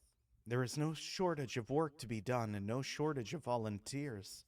Though primitive, the being is able to fully communicate its continued direction to me through the seeming possession of the fresher corpses that have come as a byproduct of our work. And the living hosts have began to show somewhat different reactions. Symptoms similar to mine from when I had originally began my work are common in nearly every one of them. But the longer their direct exposure to the pylons and the energy is, the more detached they seem to become mentally. Their reactions seem sharper, but cognitive function seems to dumb down to much simpler, more passive series of reactions. They have no problem identifying orders, motions of actual threats, but they frequently seem to forget the answers to questions that they knew just days ago. Some of them, when held to the effects for even longer, begin displaying signs of violent mania, often lashing out and attacking other subjects, or, often to their misfortune, me. I do not like wasting any life, much less the life of a subject. But once this mania takes hold, there hasn't been an observable way to bring them back to any kind of lucidity. And certain adjustments must be mad to ensure the safety of the others. Mad. Troubling as these effects to their mental faculties are, the symptoms themselves are getting far worse in other regards. The longer a living subject is exposed to the radiating energy of the pylons, the more their physical attributes begin to reflect this strain. Many show signs of sun-damaged skin, though the flesh itself seems to thicken and swell, some with boils, some simply to resembling something closer to an animal hide. Often their limbs will start to show signs of distortion, but seemingly to no awareness of the subject itself. This is also true with many other changes to their physical features, be it their facial feature distorting, or some increased mass to their overall bodies. The entity feigns some kind of ignorance to these physical and mental abnormalities when I attempt to probe further on the effects of the engine. But I am starting to detect a familiar pattern between these cases that is leaving me with some kind of increased concern. As fascinating as this progress is, it's creating an uncertainty that wasn't in me before. How long must I How long must I wait before the intentions of the machine and its mysterious designers? Their closed lips on the subject have always left me with more excitement than concern, but with the increasing show of these mutations caused by it, and the degenerative cognitive defects that are occurring, I can't help but feel that this was part of their plan, letting me work on the machine until those same effects came back on me. Perhaps this cult that has come to live in my family home understands more about this being than they led me to believe. You think?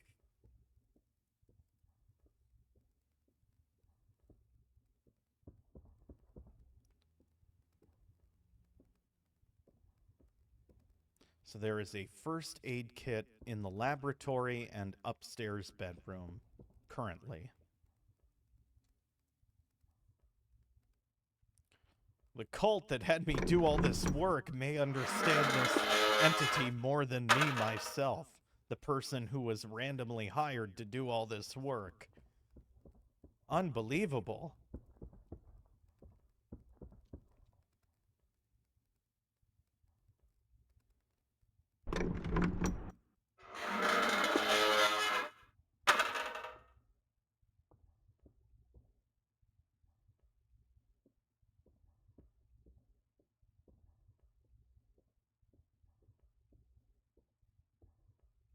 Public address system. Turn it on.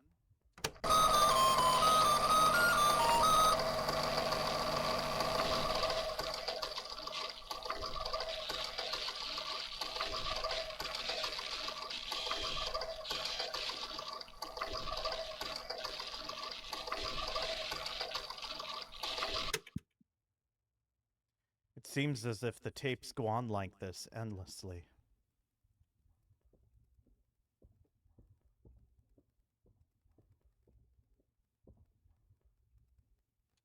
Nope.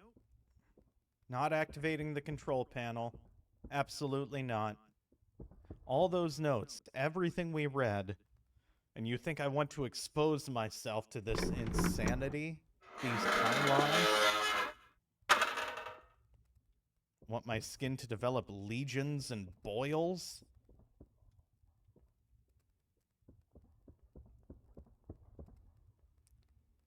Well, that seems very bad. You've unlocked it from the opposite side.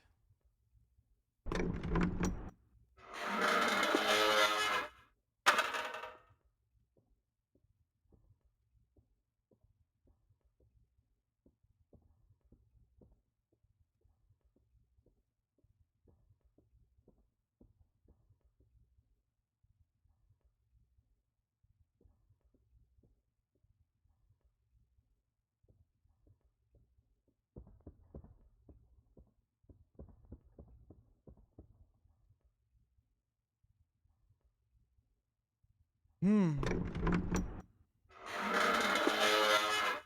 Oh,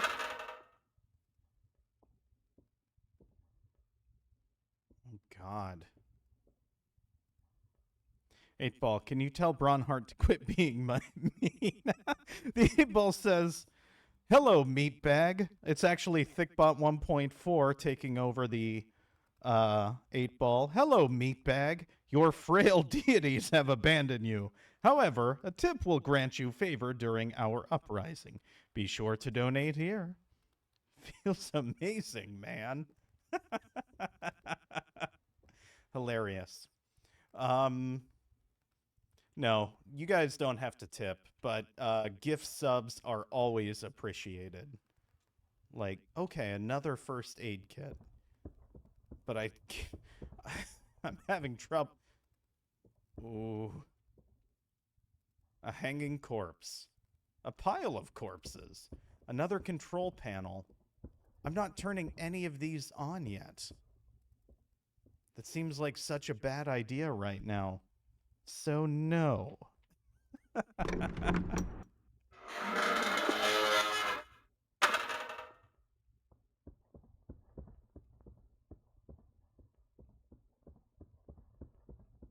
I'm afraid that if I turn on any of the control panels, more zombie creature things will attack me.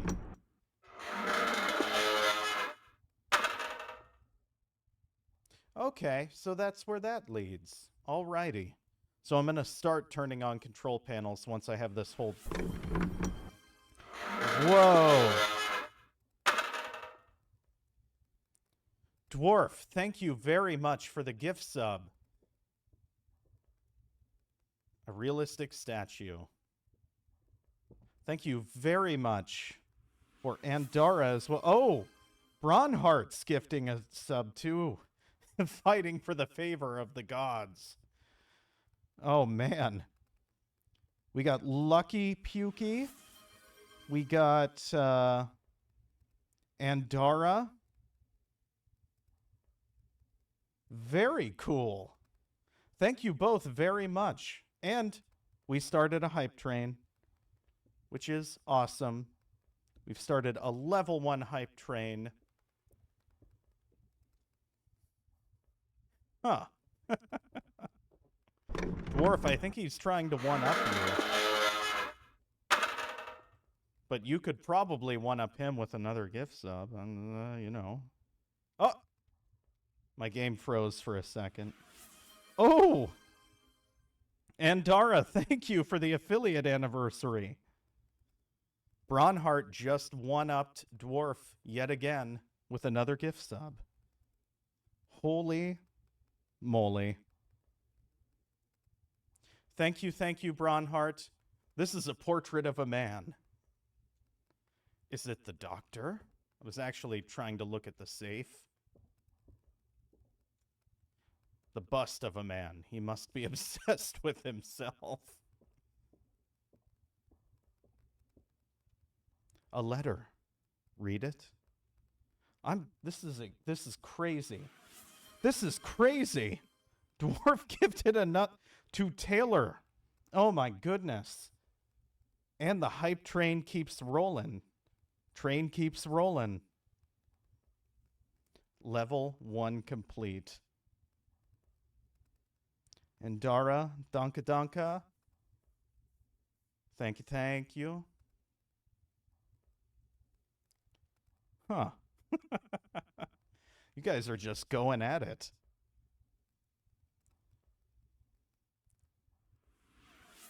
Jesus!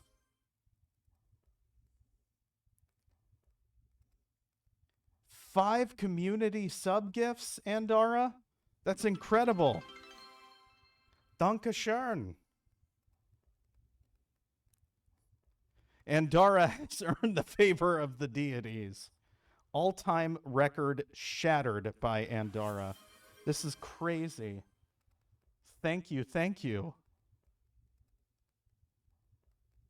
Who all got the subs? Let's count them out here. Buffine, Nomta, President 7, Krieger.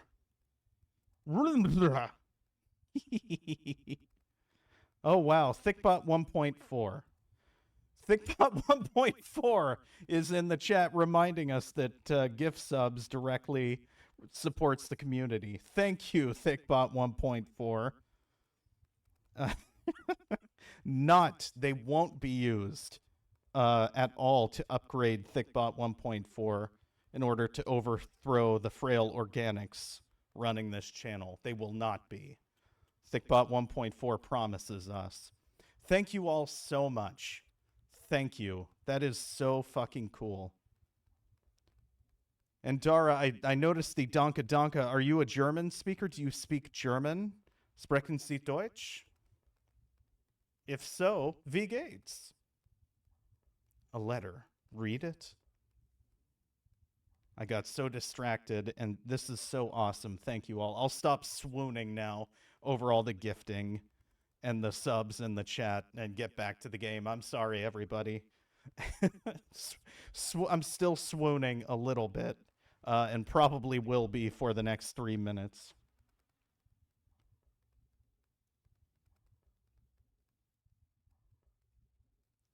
I learned second year in school.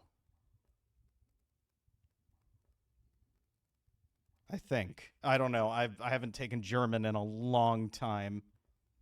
Ich lerne 2 Jahre im Schule.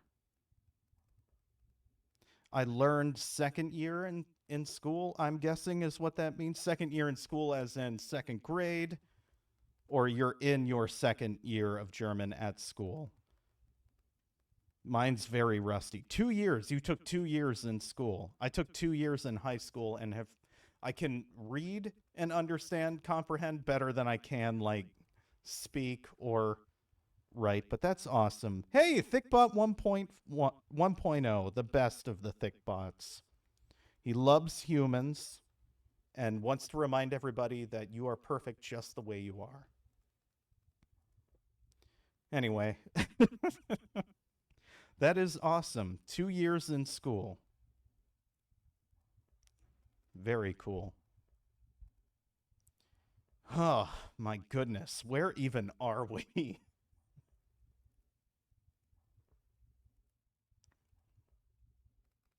I know enough German that I could recognize that the song Die Ehr von Satan was a recipe. Oh my god, these spammers.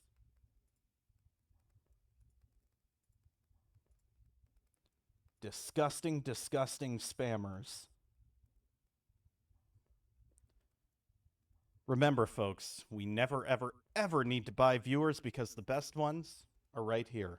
You all. Thank you all so much for everything you do, your commitment, the time you make to check out the content, even if it's just to lurk, even if it's a couple minutes here and there. I appreciate you all. Thank you. They're going crazy tonight. I know, right? Like, I don't know what it is about tonight. It's the night before 420, I guess. They're all prepping for the 420 stream, getting it out of the way. Oh, yeah, we got far better viewers than any spit. Absolutely. Absolutely, we do. Are we going to read this letter? Yes. Okay, I have to collect myself here. Okay. November 23rd, 1918. Hey, Edward, we got a new achievement. Read all of Edward's journals. So this is the very first. This 1918, November 23rd. This was the first in the timeline of all the letters and journal entries. Level 3 hype train. That is amazing. Thank you all. We got a hype chest. What's in it?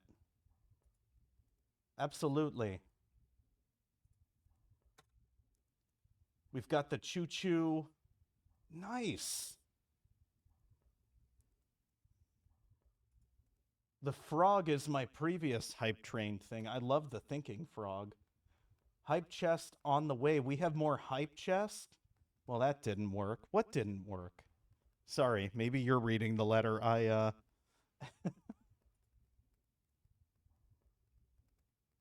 Top cheerer gets a conductor badge. Hell yes.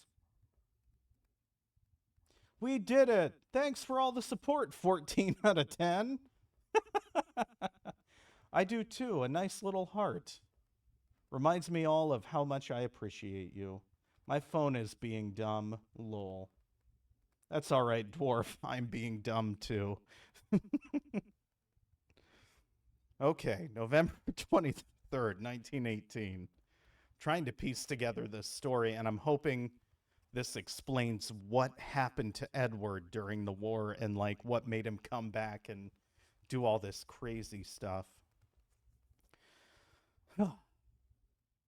I've been told that the war has affected many men in interesting and terrifying ways, and perhaps I'm less exceptional than I may have assumed.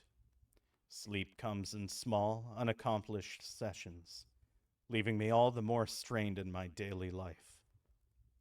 Though I fear that my exhaustion is far from the main reason for my disconnection and lack of focus, my practice suffers, my research has all but flattened into nothing, and I may truly have nothing to show for it.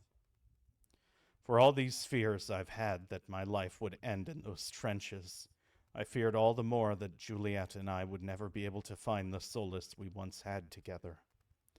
Through all the frozen nights and terrifying days, filled with the blood and viscera of my countrymen, was really the only thing that gave me any hope that this would all amount to something. And what of that motivation? Completely squandered, proven to be as fleeting as my own fidelity. I returned from the horrors I witnessed only to feel nothing in the home I left, and comfort in the arms of but a girl in my manor's employ. Ooh. Ooh.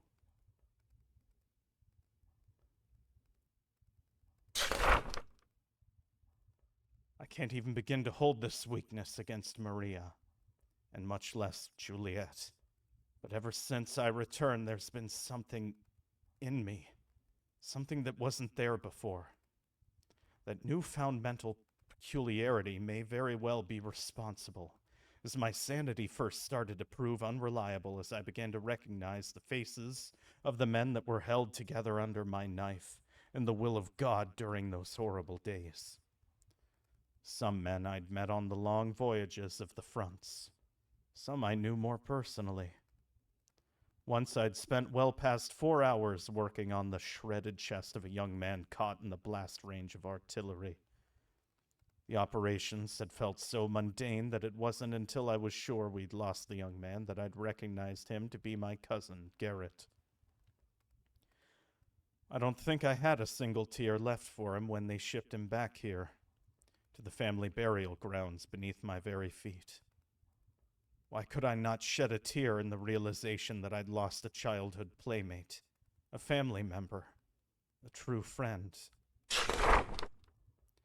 Maybe that was all I needed before I felt the weight of the war pressing down on me, and the dreams began. There was no subtlety in the onset of these visions, as they came hard and heavy as one could expect of a fever, but they all seemed much different, much more visceral.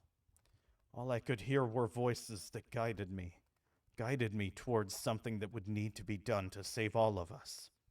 A grand solution that would save the lives of every creature.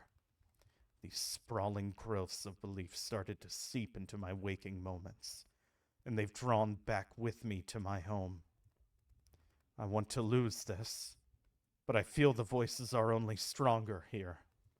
They've driven my madness to places I cannot stand to see myself go.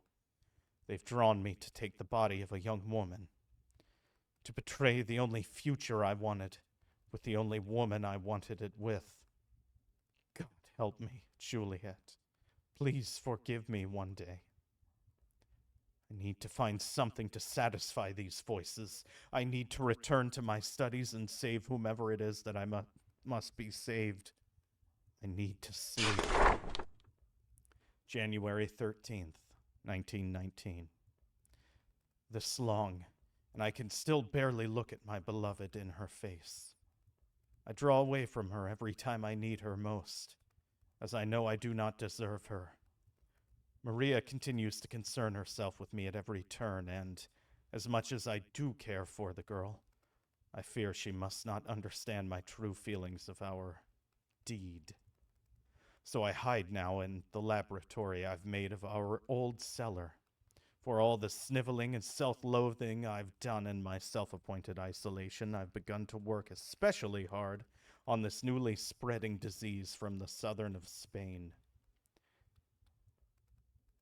It's create a key focus on my work. It's created. It has created. It's create. It's created a key focus on my work. Throughout the days, maybe even given my dreams something to focus on. Perhaps this is the cure and salvation my weary mind needs. Maybe this is how I'll save us all. My research has begun progressing as slow as one could imagine it would be for such a new field of study, but perhaps this is where my old dreams may be trying to aid me once more.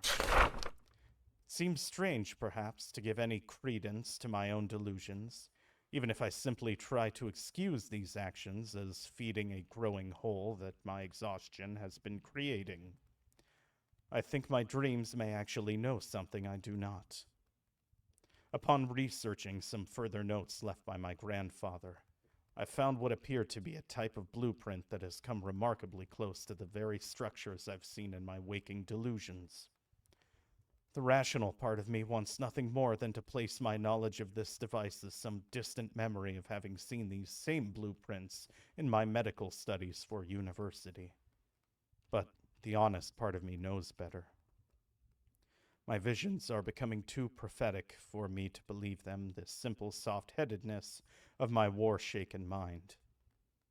There must be a reason why they've become so much clearer since my return to the manor. I must continue delving into the catacombs below, where the old notes were held. Every indication is telling me the remnants of the machine are somehow on the grounds, and Grandfather's old journals strongly suggest that he had them crafted for some kind of cure himself. What it truly does, or how it could be expected to work, is far from beyond anything in my own field of studies. But if I continue to follow the development of his notes, perhaps it would all work out in the end. The more bizarre and detached my research seems to become, the more clearly I can see the dreams again, and the clearer images they start to make. I see hints of a design, something that seems utterly alien to me, but at the same time, it has a familiarity to it. Like something I've seen in a much deeper, softer memories. One's faded deep into the back of my mind. I just need to listen a bit closer tonight. Maybe I'll hear something clearer. March 1st, 1919. I think I've come to realize what's being asked of me.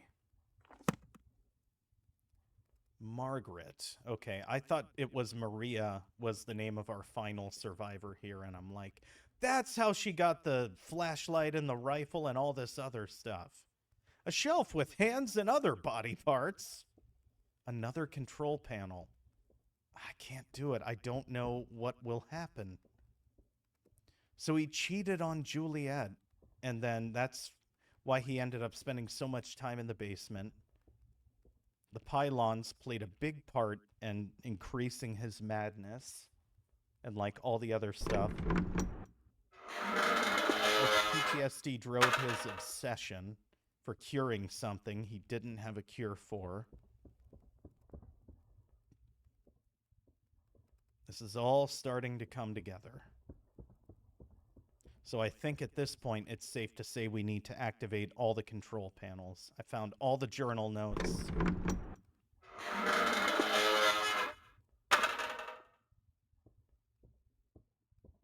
But it doesn't quite make the cult connection. So hold on.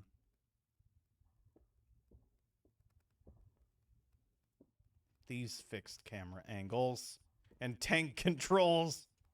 An empty bookshelf. There's a safe behind it. Why can't I get to the safe?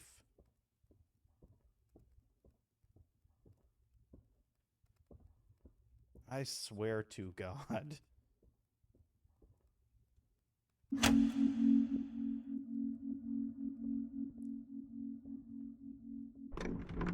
Something is coming. I knew it. I knew as soon as... Oh, joy.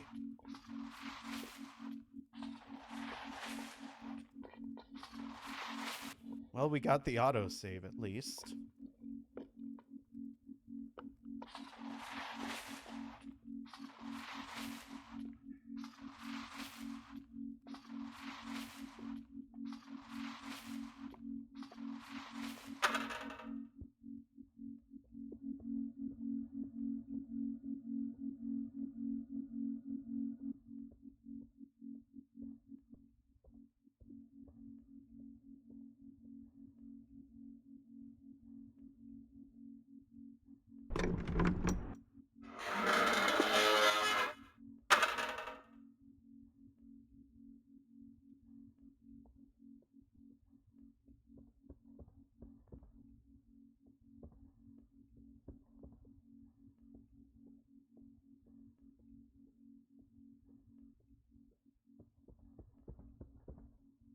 Okay, I gotta watch with the camera, like the fixed camera. I have to watch running around corners. This is like...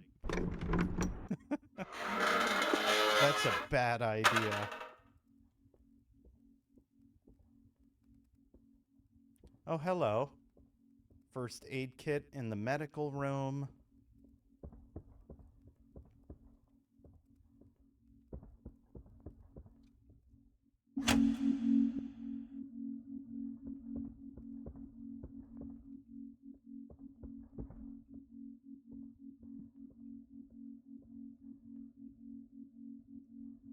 Okay. 2 control panels activated.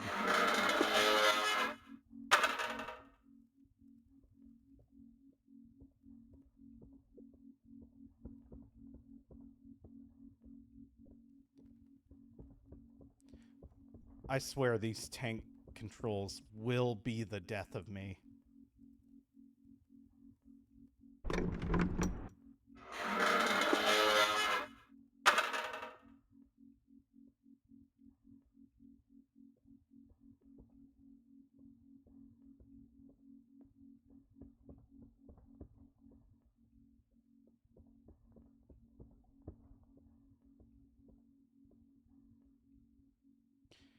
Okay.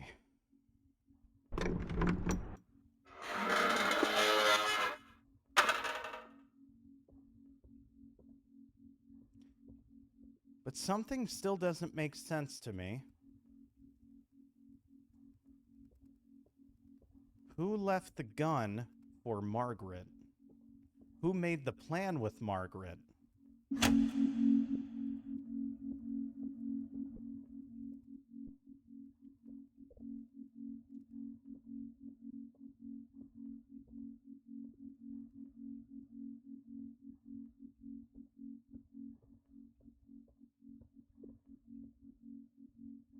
Wait, what's over here?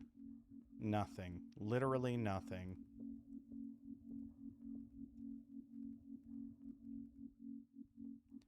We know what happened to at least one of the other girls.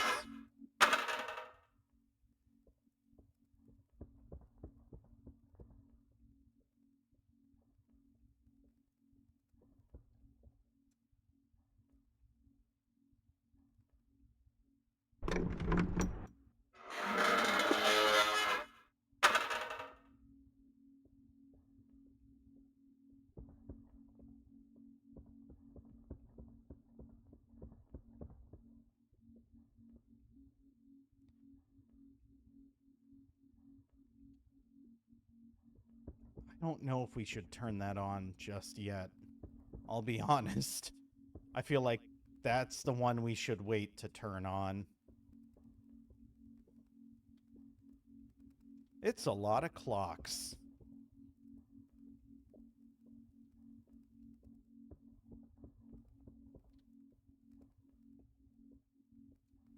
Or maybe we need to get that thing to chase us back into here and then turn on that machine and zap it. Because he did allude to something like that in one of his notes.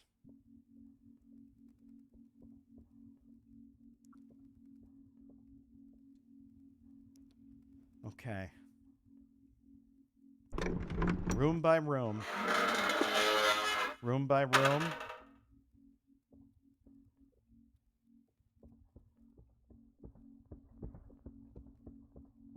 And this is where we killed one lady whose name escapes me. Her.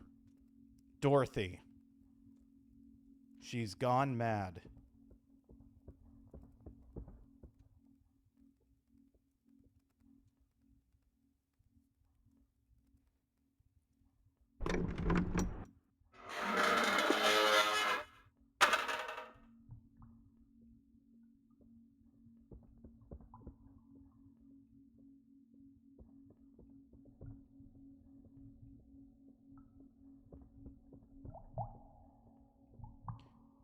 Oh, I hated that sound.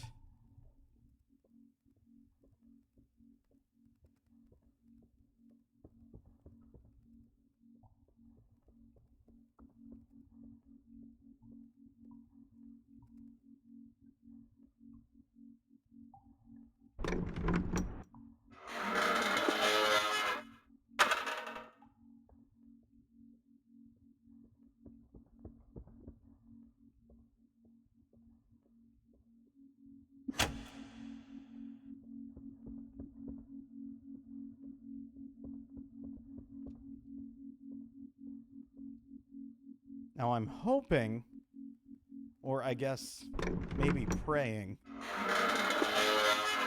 that if we, since we're kind of going through this backwards, that I don't run into that fucking monster thing. There's nothing down there. I'm hoping it's just on the opposite side of the basement and not one of those things that, like, is a fixed location where we get attacked.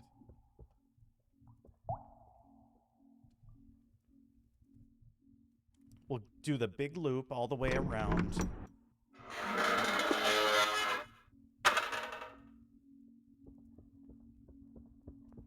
And then the last control panel is in that lab itself.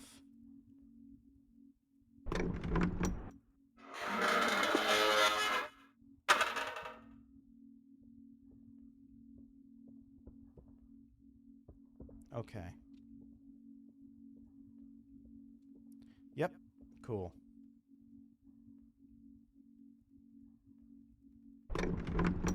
Like, I'm hoping it's just on a counterclockwise path for patrolling. And since we're behind it going counterclockwise, we don't run into it. That's my hope. But I have no idea. I'm just hoping.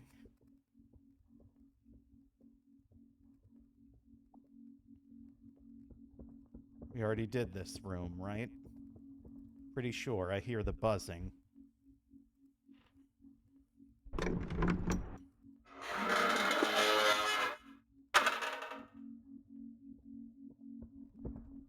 Yeah. Okay.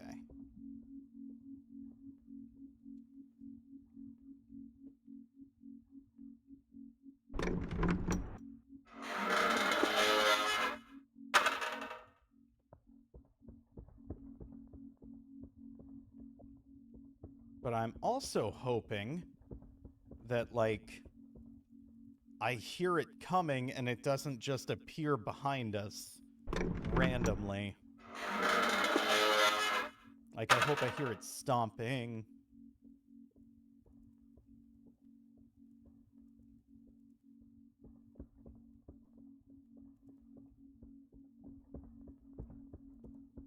Okay.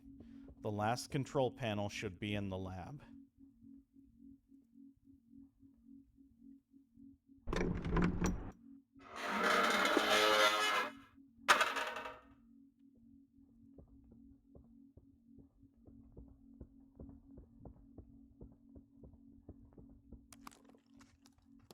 Oh, fuck.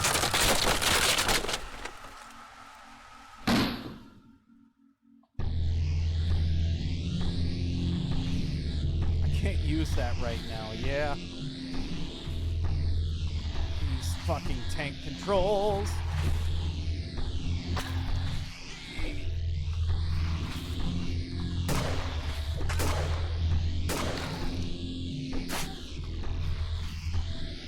No! No! The tank controls! I got caught! I knew it! Ah. Okay. Yeah, we're fine. We got it.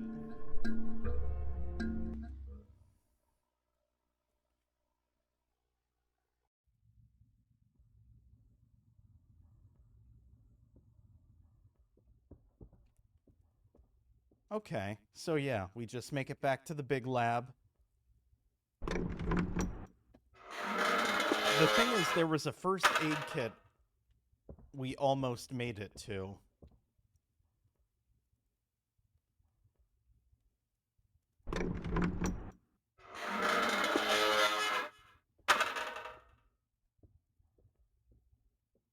Because there's one in that lab. Thing is, I don't know how many shots that thing will take to kill.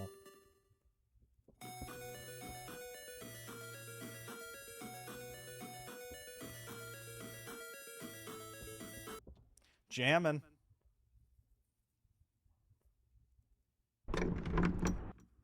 Close, Bronhart, close. I don't know, maybe the delay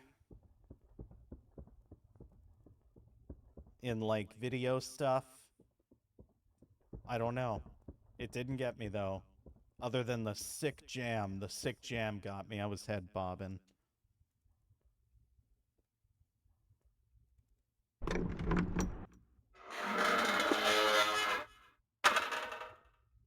Okay. There's a first aid kit right on that table over there. But these fixed angle tank controls.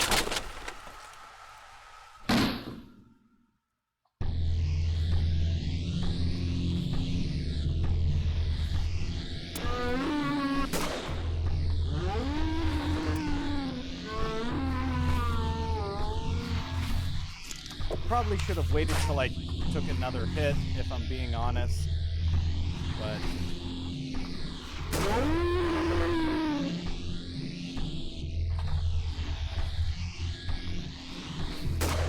Oh, I missed.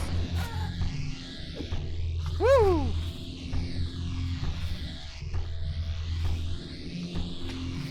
Oh, shit! I need to reload. I forgot I have to reload.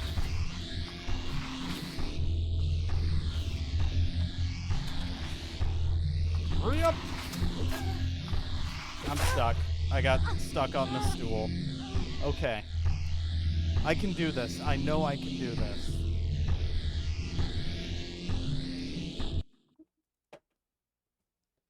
Oh.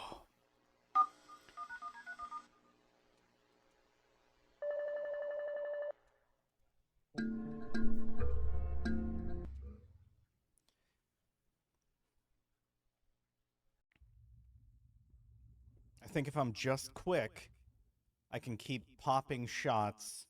I need to be more careful, too, about, like, not just shoot, shoot, shoot. Because he only flinches for, like, half a second. So I pop a shot, run a little bit ahead, pop a shot, run a little bit ahead. Use that half second to my advantage instead of standing there getting multiple shots in. I think if I just pop a shot, run a little bit, pop a shot, I can effectively stay ahead of him far enough that, like, if I do get stuck on something with the tank controls, or more accurately, my inability to play with tank controls causes me to get stuck, I think I'll still be far enough ahead to survive.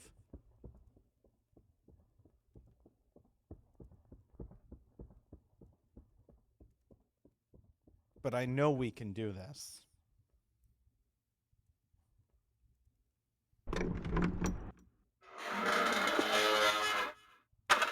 If we could do Murder House, we can do this.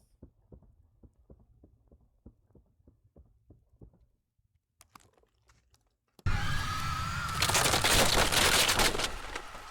question is that the doctor or just...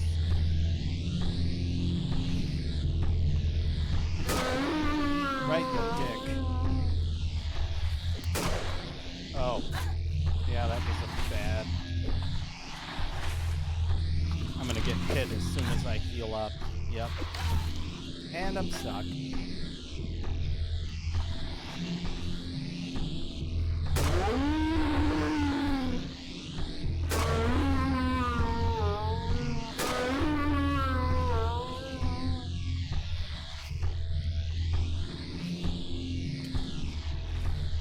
Oh!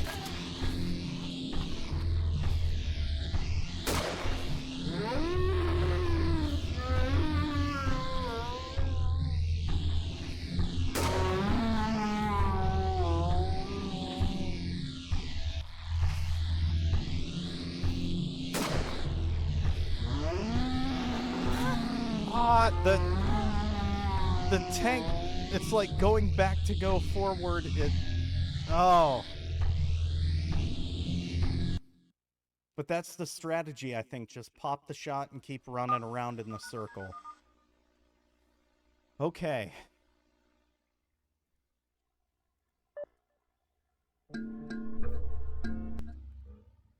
Okay. We can do this. I hate that we have to, like, run all the way back, because there's no way to save. You just have to go on the auto save.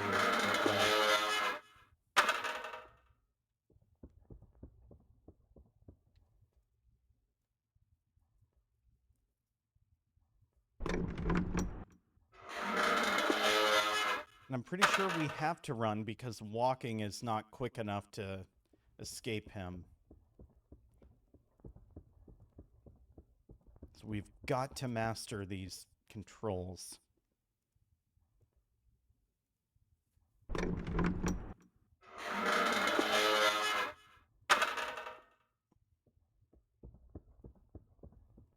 Third time's the charm, right? Well, I guess fourth time.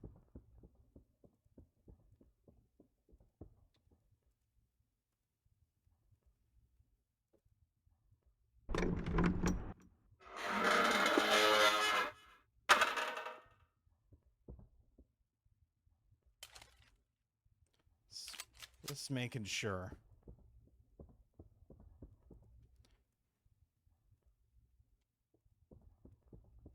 I'm gonna practice running around in this circle. That's a bad spot. So I think the angle I had before was good.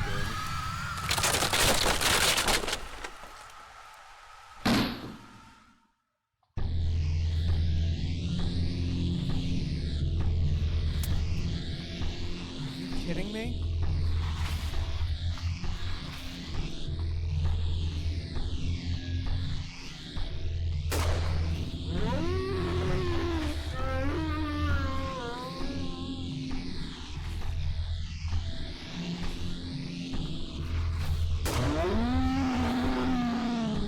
No!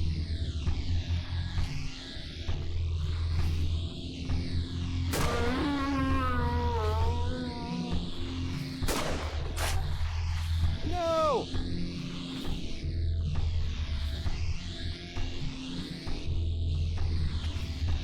I'm out of ammo.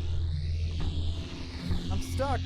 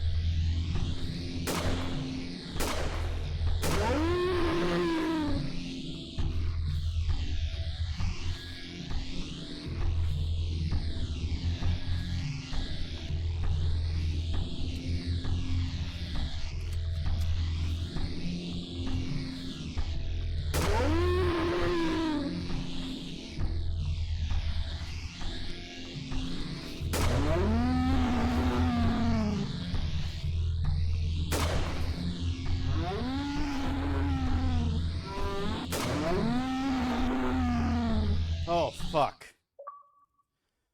Ah, we did it! Monster, defeat the monster.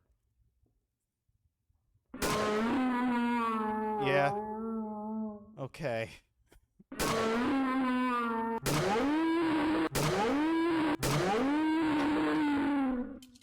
Just making sure it's dead. Hydrate. Thank you, Bronhart. Oh, I've barely got any left, but I'll down these last few drops. I'll do a proper hydrate here in a moment.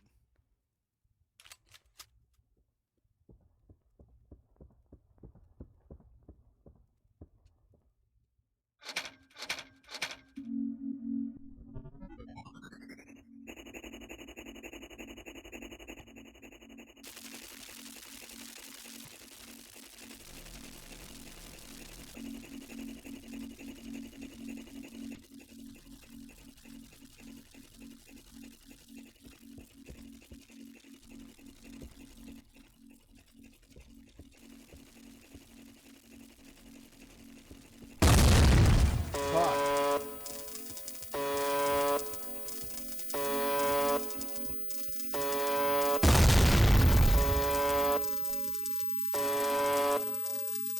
Oh, I'm stuck.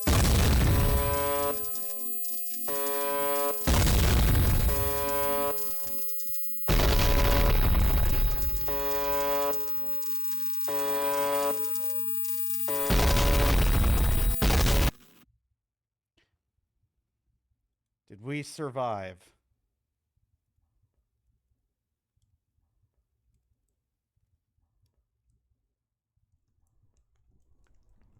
Oh, good.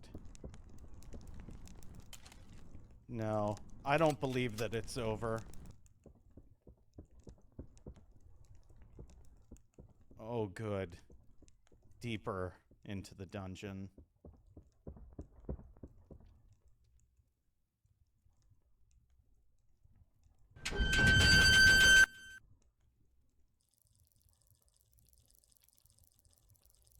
Fucking cockroaches? Are you kidding me? They probably won't hurt us, right?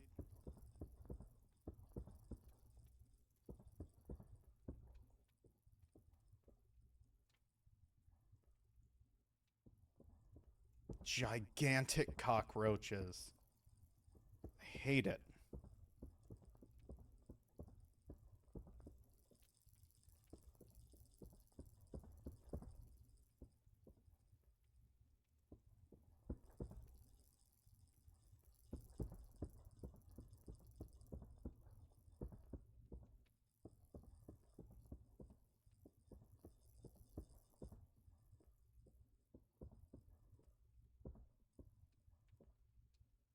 A tunnel. I can feel a breeze. Could probably escape this way if I could remove the bars. And this is where Margaret dies, unable to remove the bars.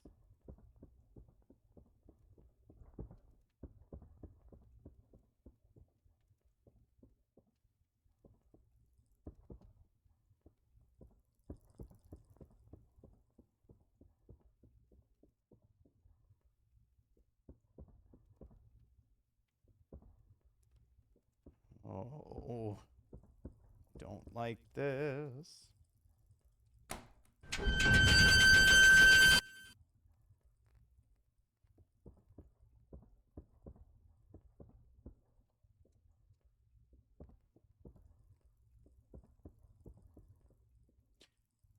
Fucking hell.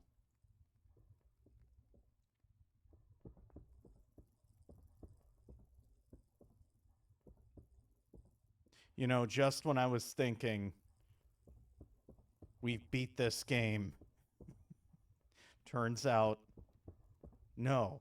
No, we haven't. Because I have a sneaky suspicion there's going to be another boss.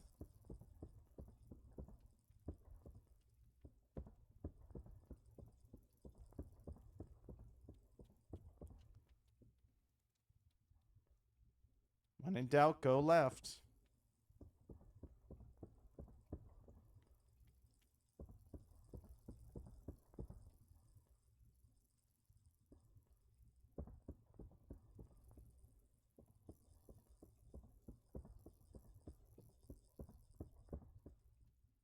Okay. Back in this room. I'm going to figure this maze out. There's got to be something down here somewhere that we can use to open those bars.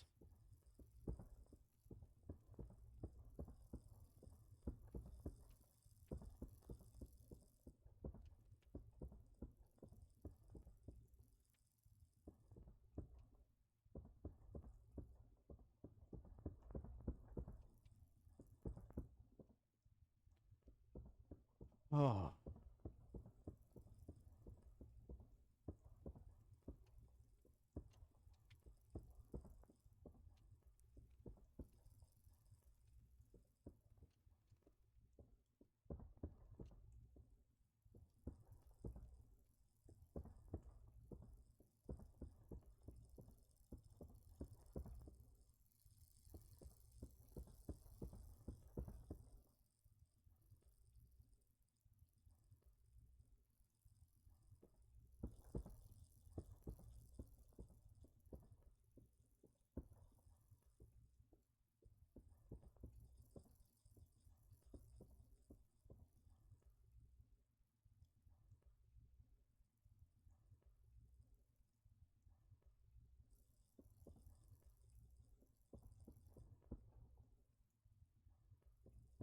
Wait, does it have a lock we can just shoot off?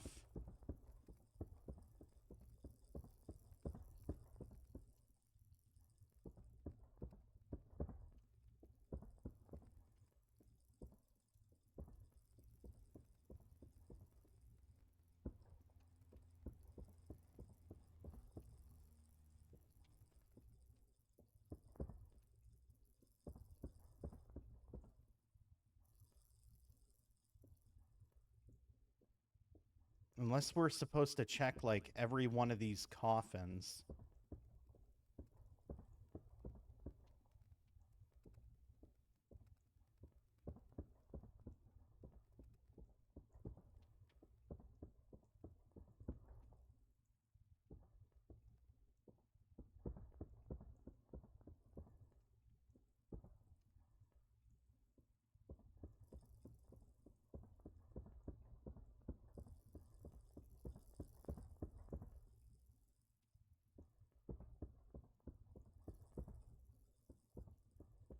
This should lead us... Okay.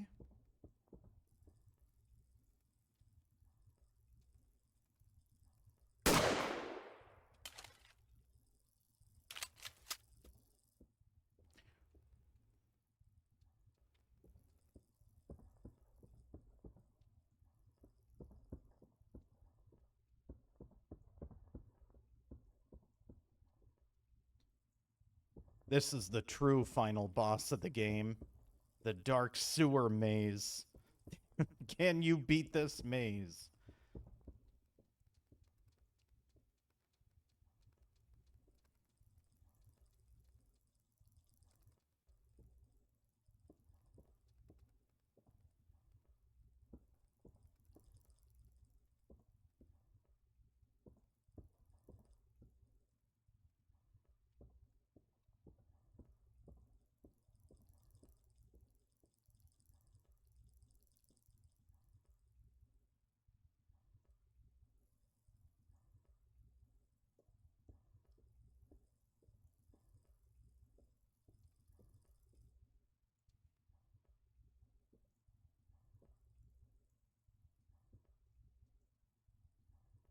Ah.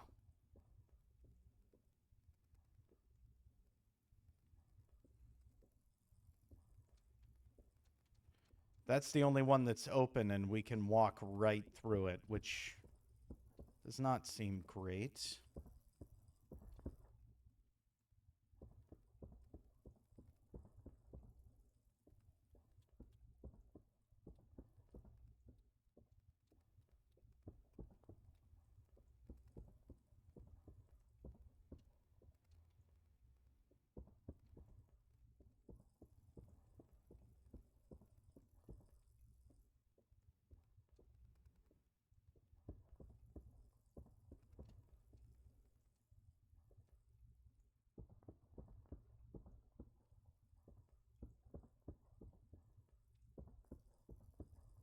Okay.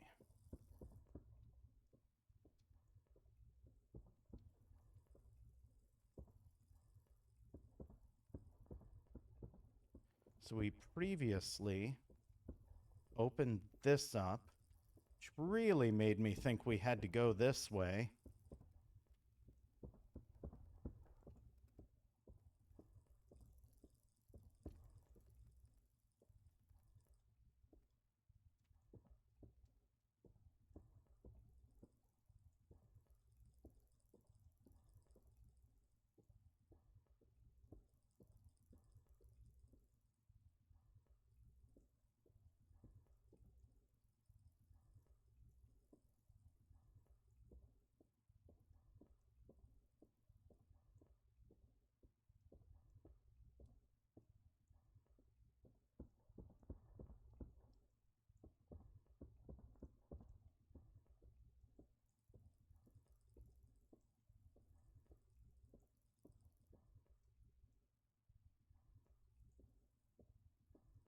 I feel like it's just going to be something super small hiding somewhere, like on top of a coffin.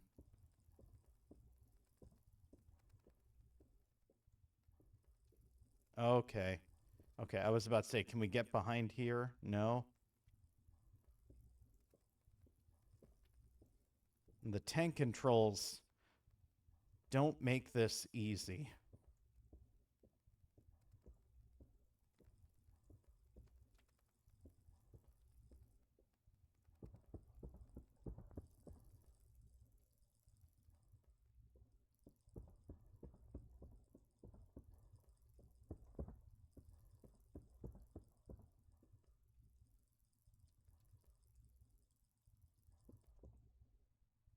Oh, that's where we came in at.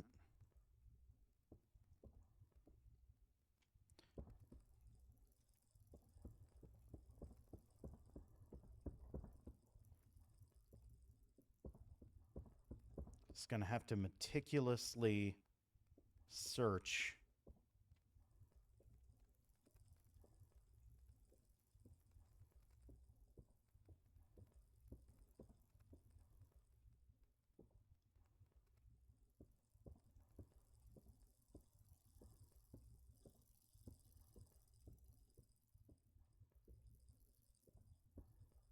Come on, cockroaches, help me.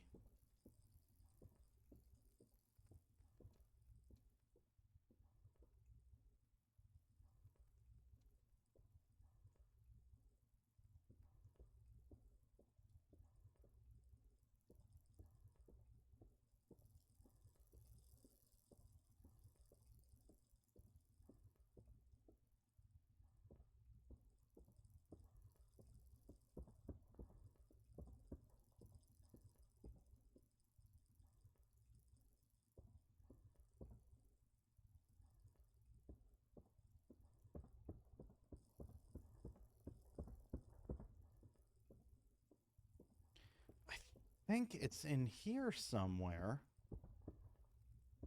But I thought I looked in every room.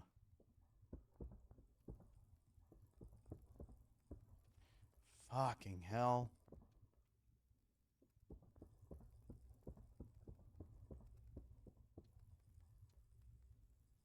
Might help if I maybe looked in here.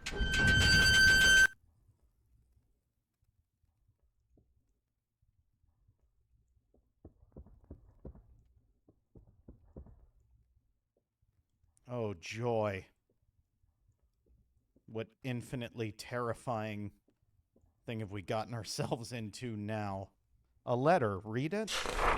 I have no fear of death. I have for what may come of me here. Dr. Sullivan is the prophet of the ages. Even being able to see the staircase to our saviors is an honor that I may never have hoped to have in this life. I will give this vessel unto whatever is willed of me. The only true pain left is waiting, waiting to bring us to salvation. Let any who read this know, I was one with the true God. I helped bring us all to salvation. There is no greater honor than this. Crazy.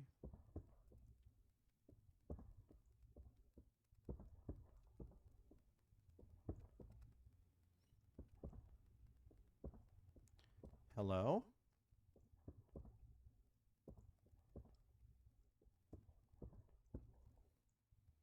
Beyond to all that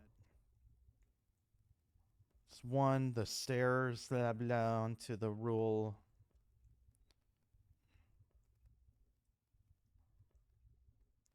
Shall ascend to the true and only God. Be known to all, maybe, that one.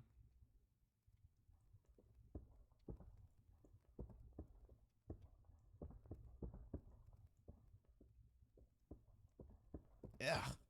Hey. A grenade. It must be left over from the war. Take it? Yes.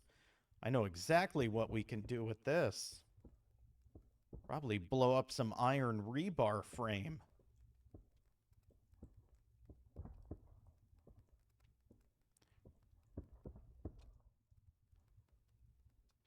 A first aid kit. Oh, God.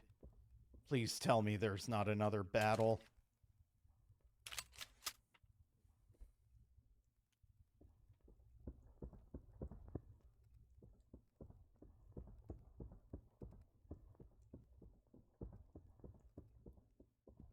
It would make sense that there would be something horrifying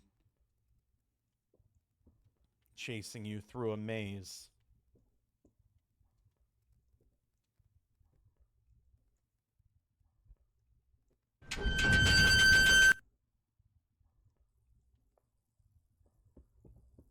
Oh, those statues are gone. Oh, fucking hell.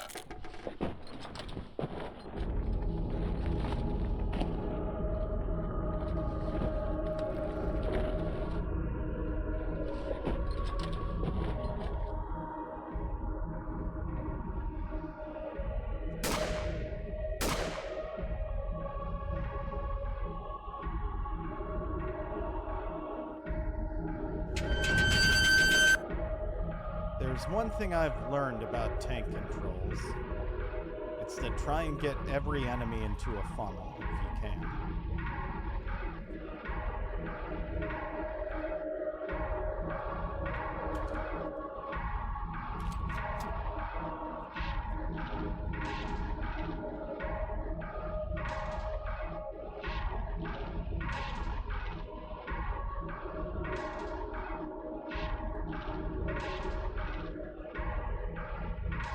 Maybe they're not coming through the door.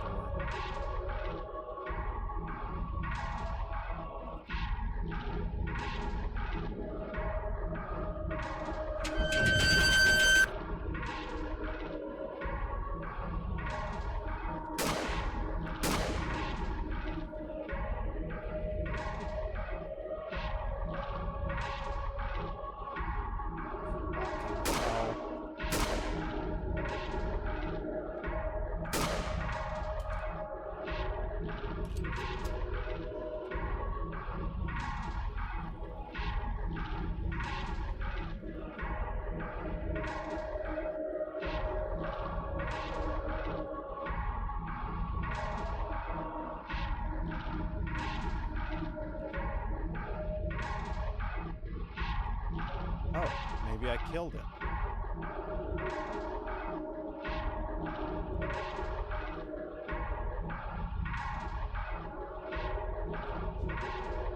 Oh, shit!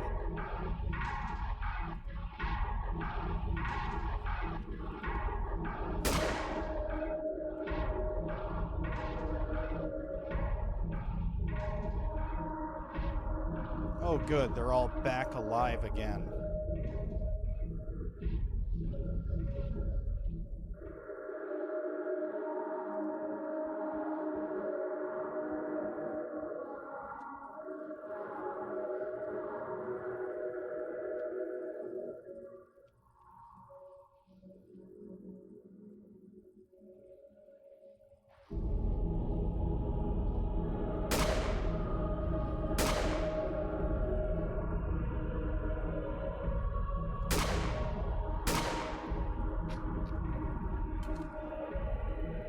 Fuck.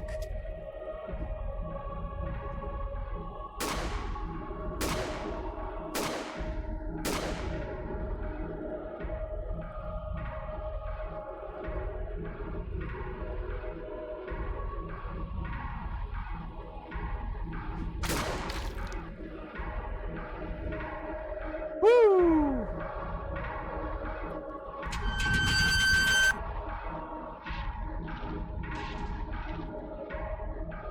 I bet we cannot shoot our way out of that. I bet we just have to, like, find our way through the maze. I'll know for certain if we go back out and there are no dead corpses on the ground. They'll just keep respawning and reviving. But I cannot tell for certain right now.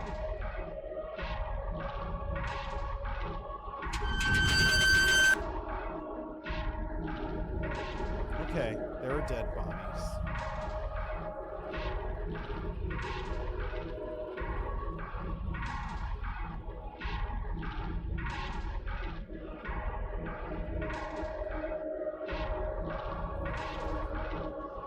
Fuck.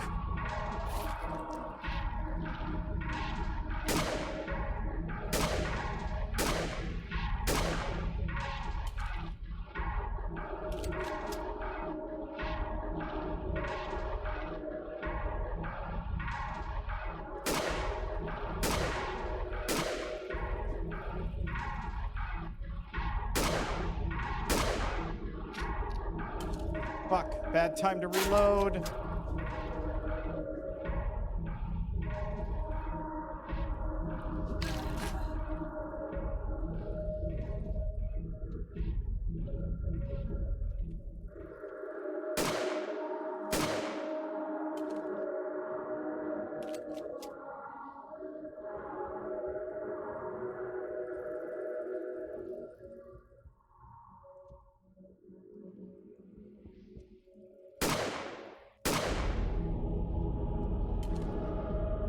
know he's behind me. Come on!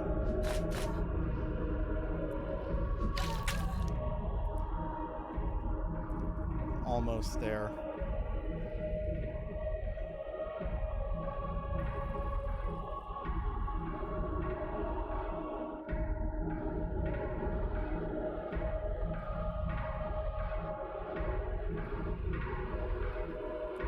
I thought.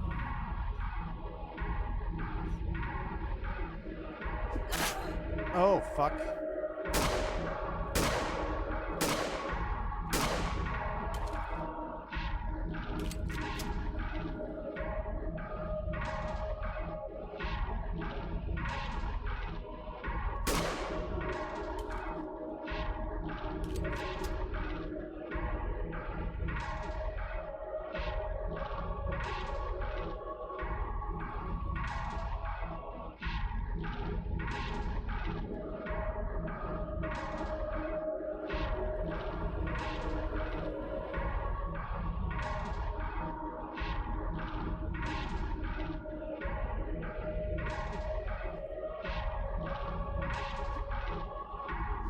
Thank you, glitch.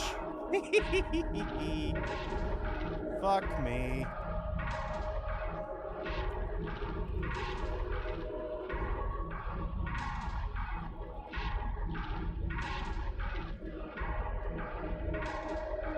Fuck. Yep. Damn it.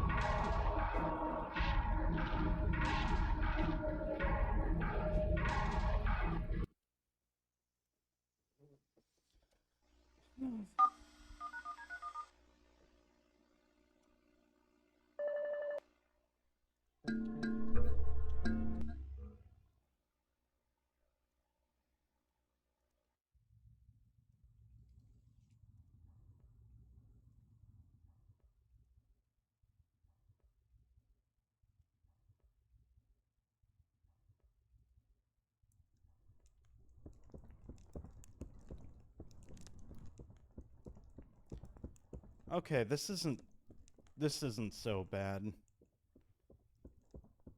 But I'm going to be smart about it this time. I'm going to learn my way through this maze.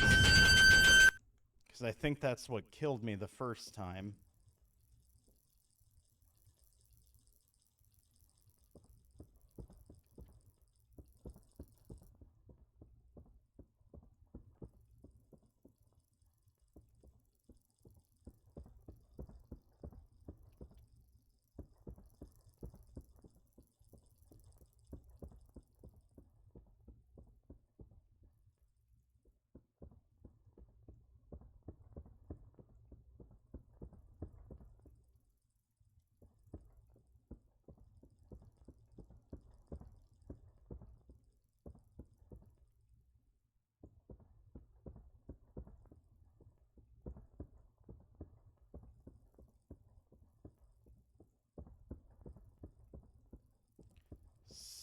So, we get to here.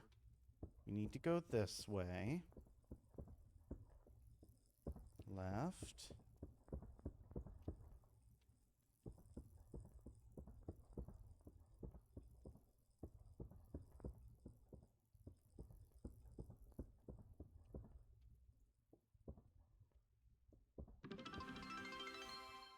Ah, Alexander Azure, good to see you.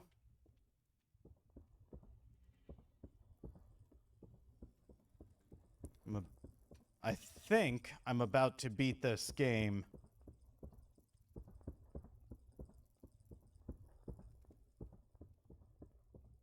Hello, Raiders.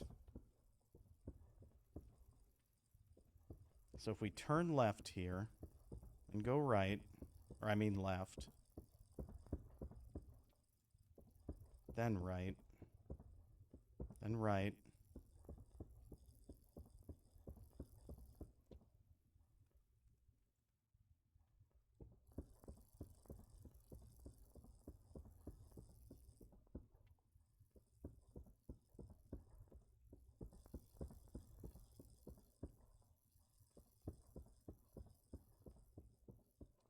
Okay. I think I can find my way. If I can make it to this torch, go left.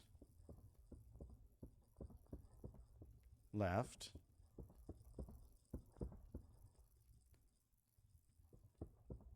Right. Right.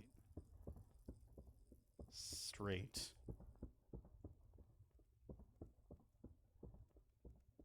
It's gonna be a fucking fight, but I know we can do it.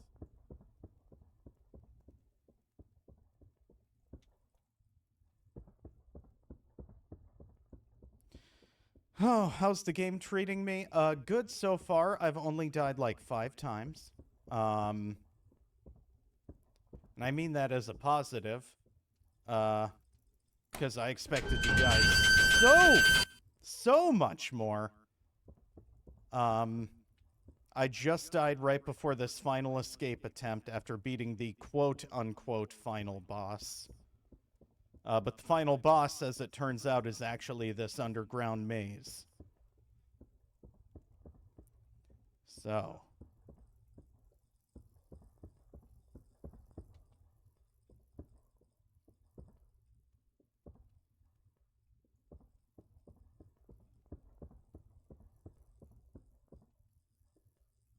These guys, totally statues, definitely don't come alive at any point. The tank controls are tank controls.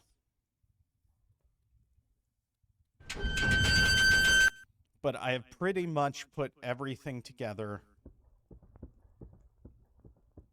and know what I need to do from here. We have read this letter. I just need to read it again for completionist's sake. We must check the blood-stained wall. And Margaret, our final girl, is going to survive. There's a first aid kit in there, but what I really need is this grenade.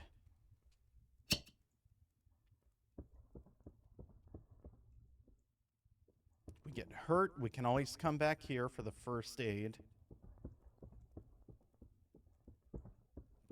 But this is gonna be nightmare scenario.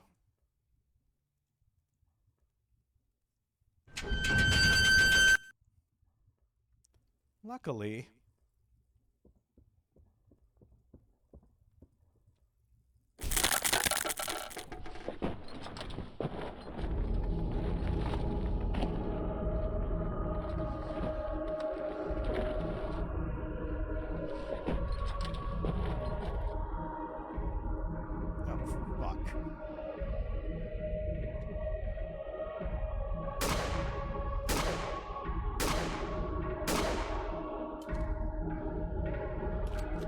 luckily, these guys, once you shoot them, tend to stay down. You just kind of have to get them first, is the thing. Without them getting you and the tank controls.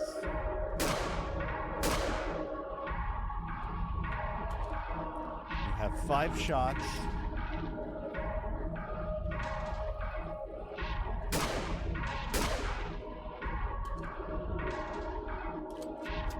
Gonna make our way through here.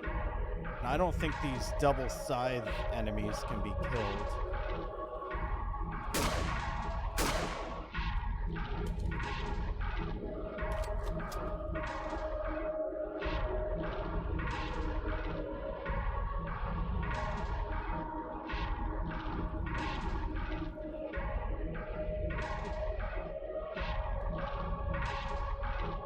These guys down there, I don't think they can be killed.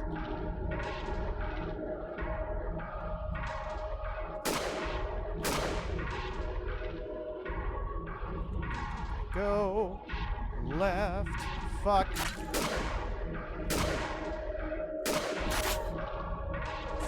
I'm stuck. You gotta be shitting me. Tank controls. That's how they're treating me. Right there. Love them.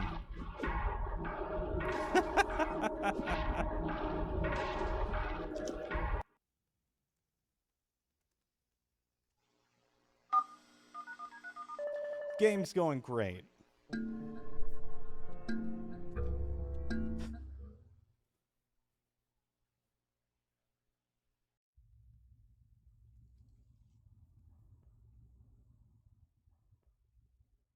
I know we can do it, though. I just wish I could save a little closer to the end, but there's no way to save other than the autosave.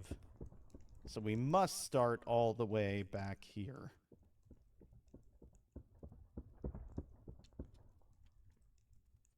But I'm going to be a little bit smart about it this time. Instead of trying to rush my way there, I'm just going to take it slow this time around.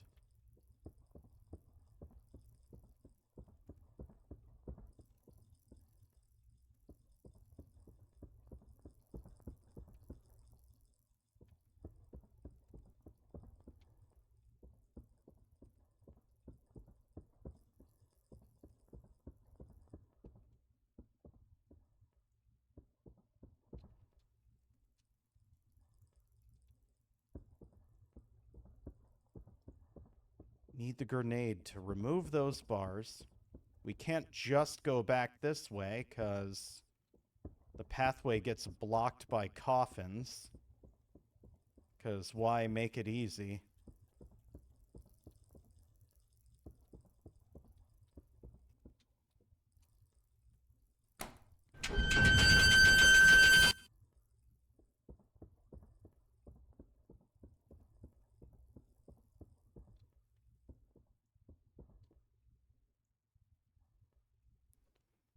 Loud.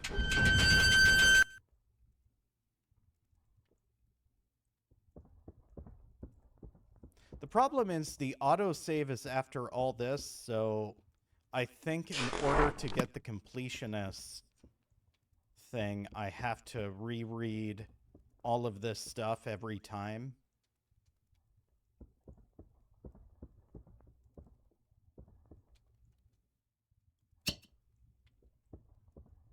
But like I said, we got a first aid kit back here if we can not get trapped in a tunnel. If you kill a zombie, they tend to stay dead. The scythe people, I don't know.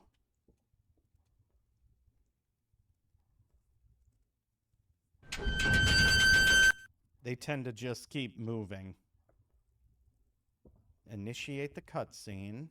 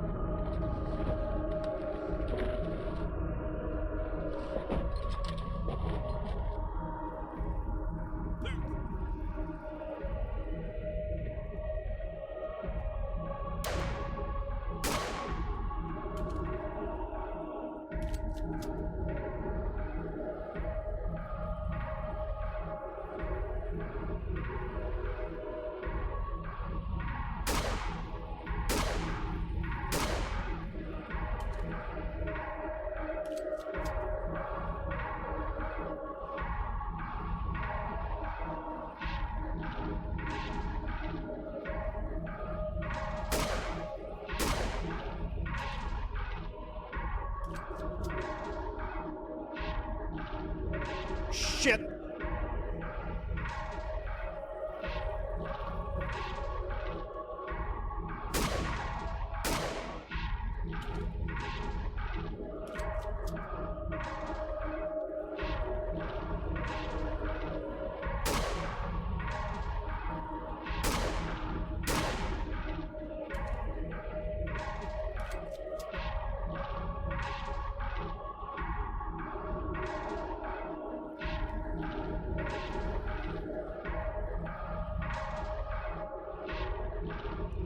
Thing is, it kind of behooves us to move both fast and slow.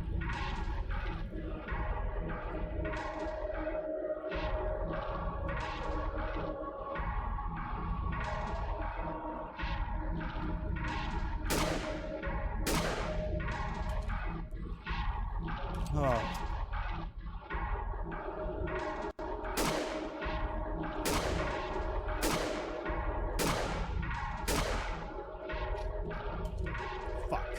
Bad time to reload.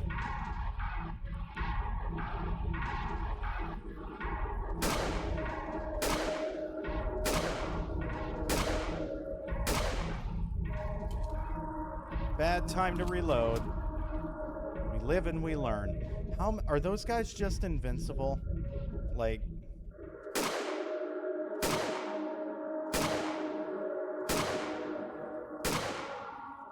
I think they're just invincible.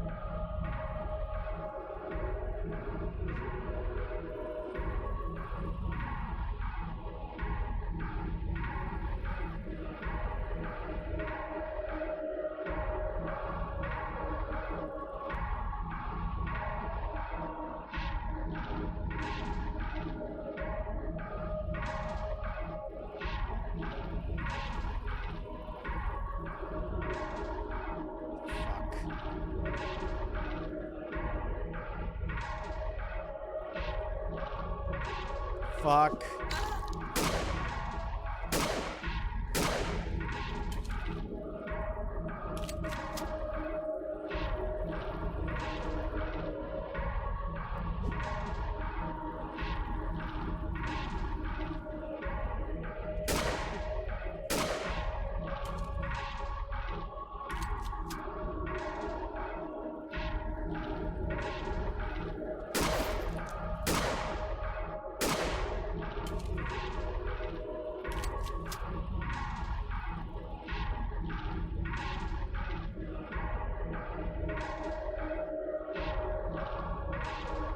Left.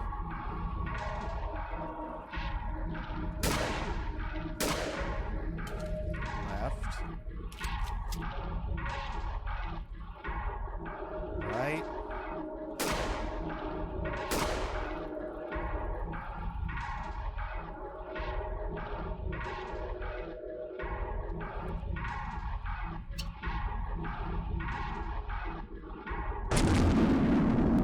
Thank God.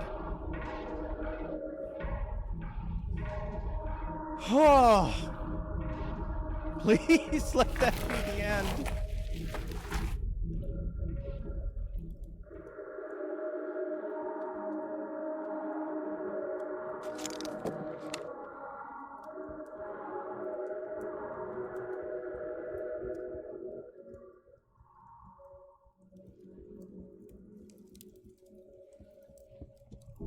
God damn it.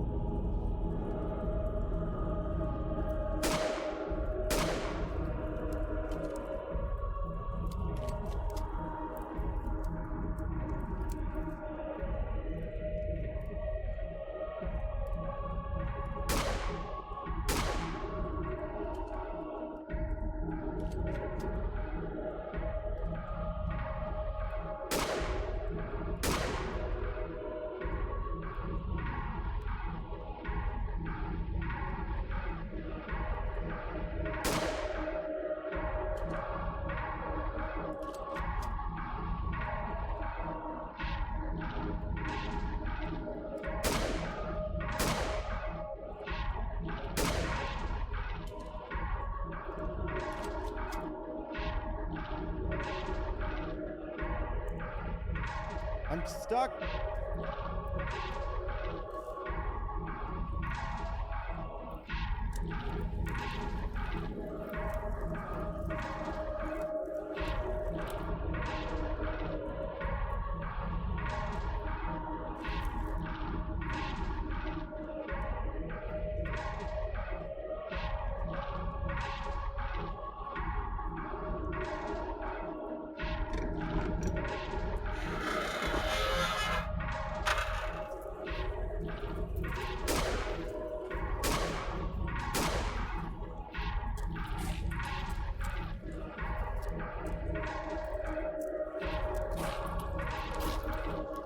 Fuck me.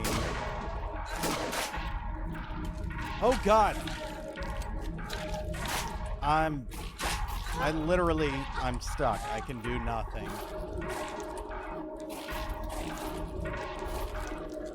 It best have auto-saved after I did the grenade. If it didn't, I'm not doing that run again tonight.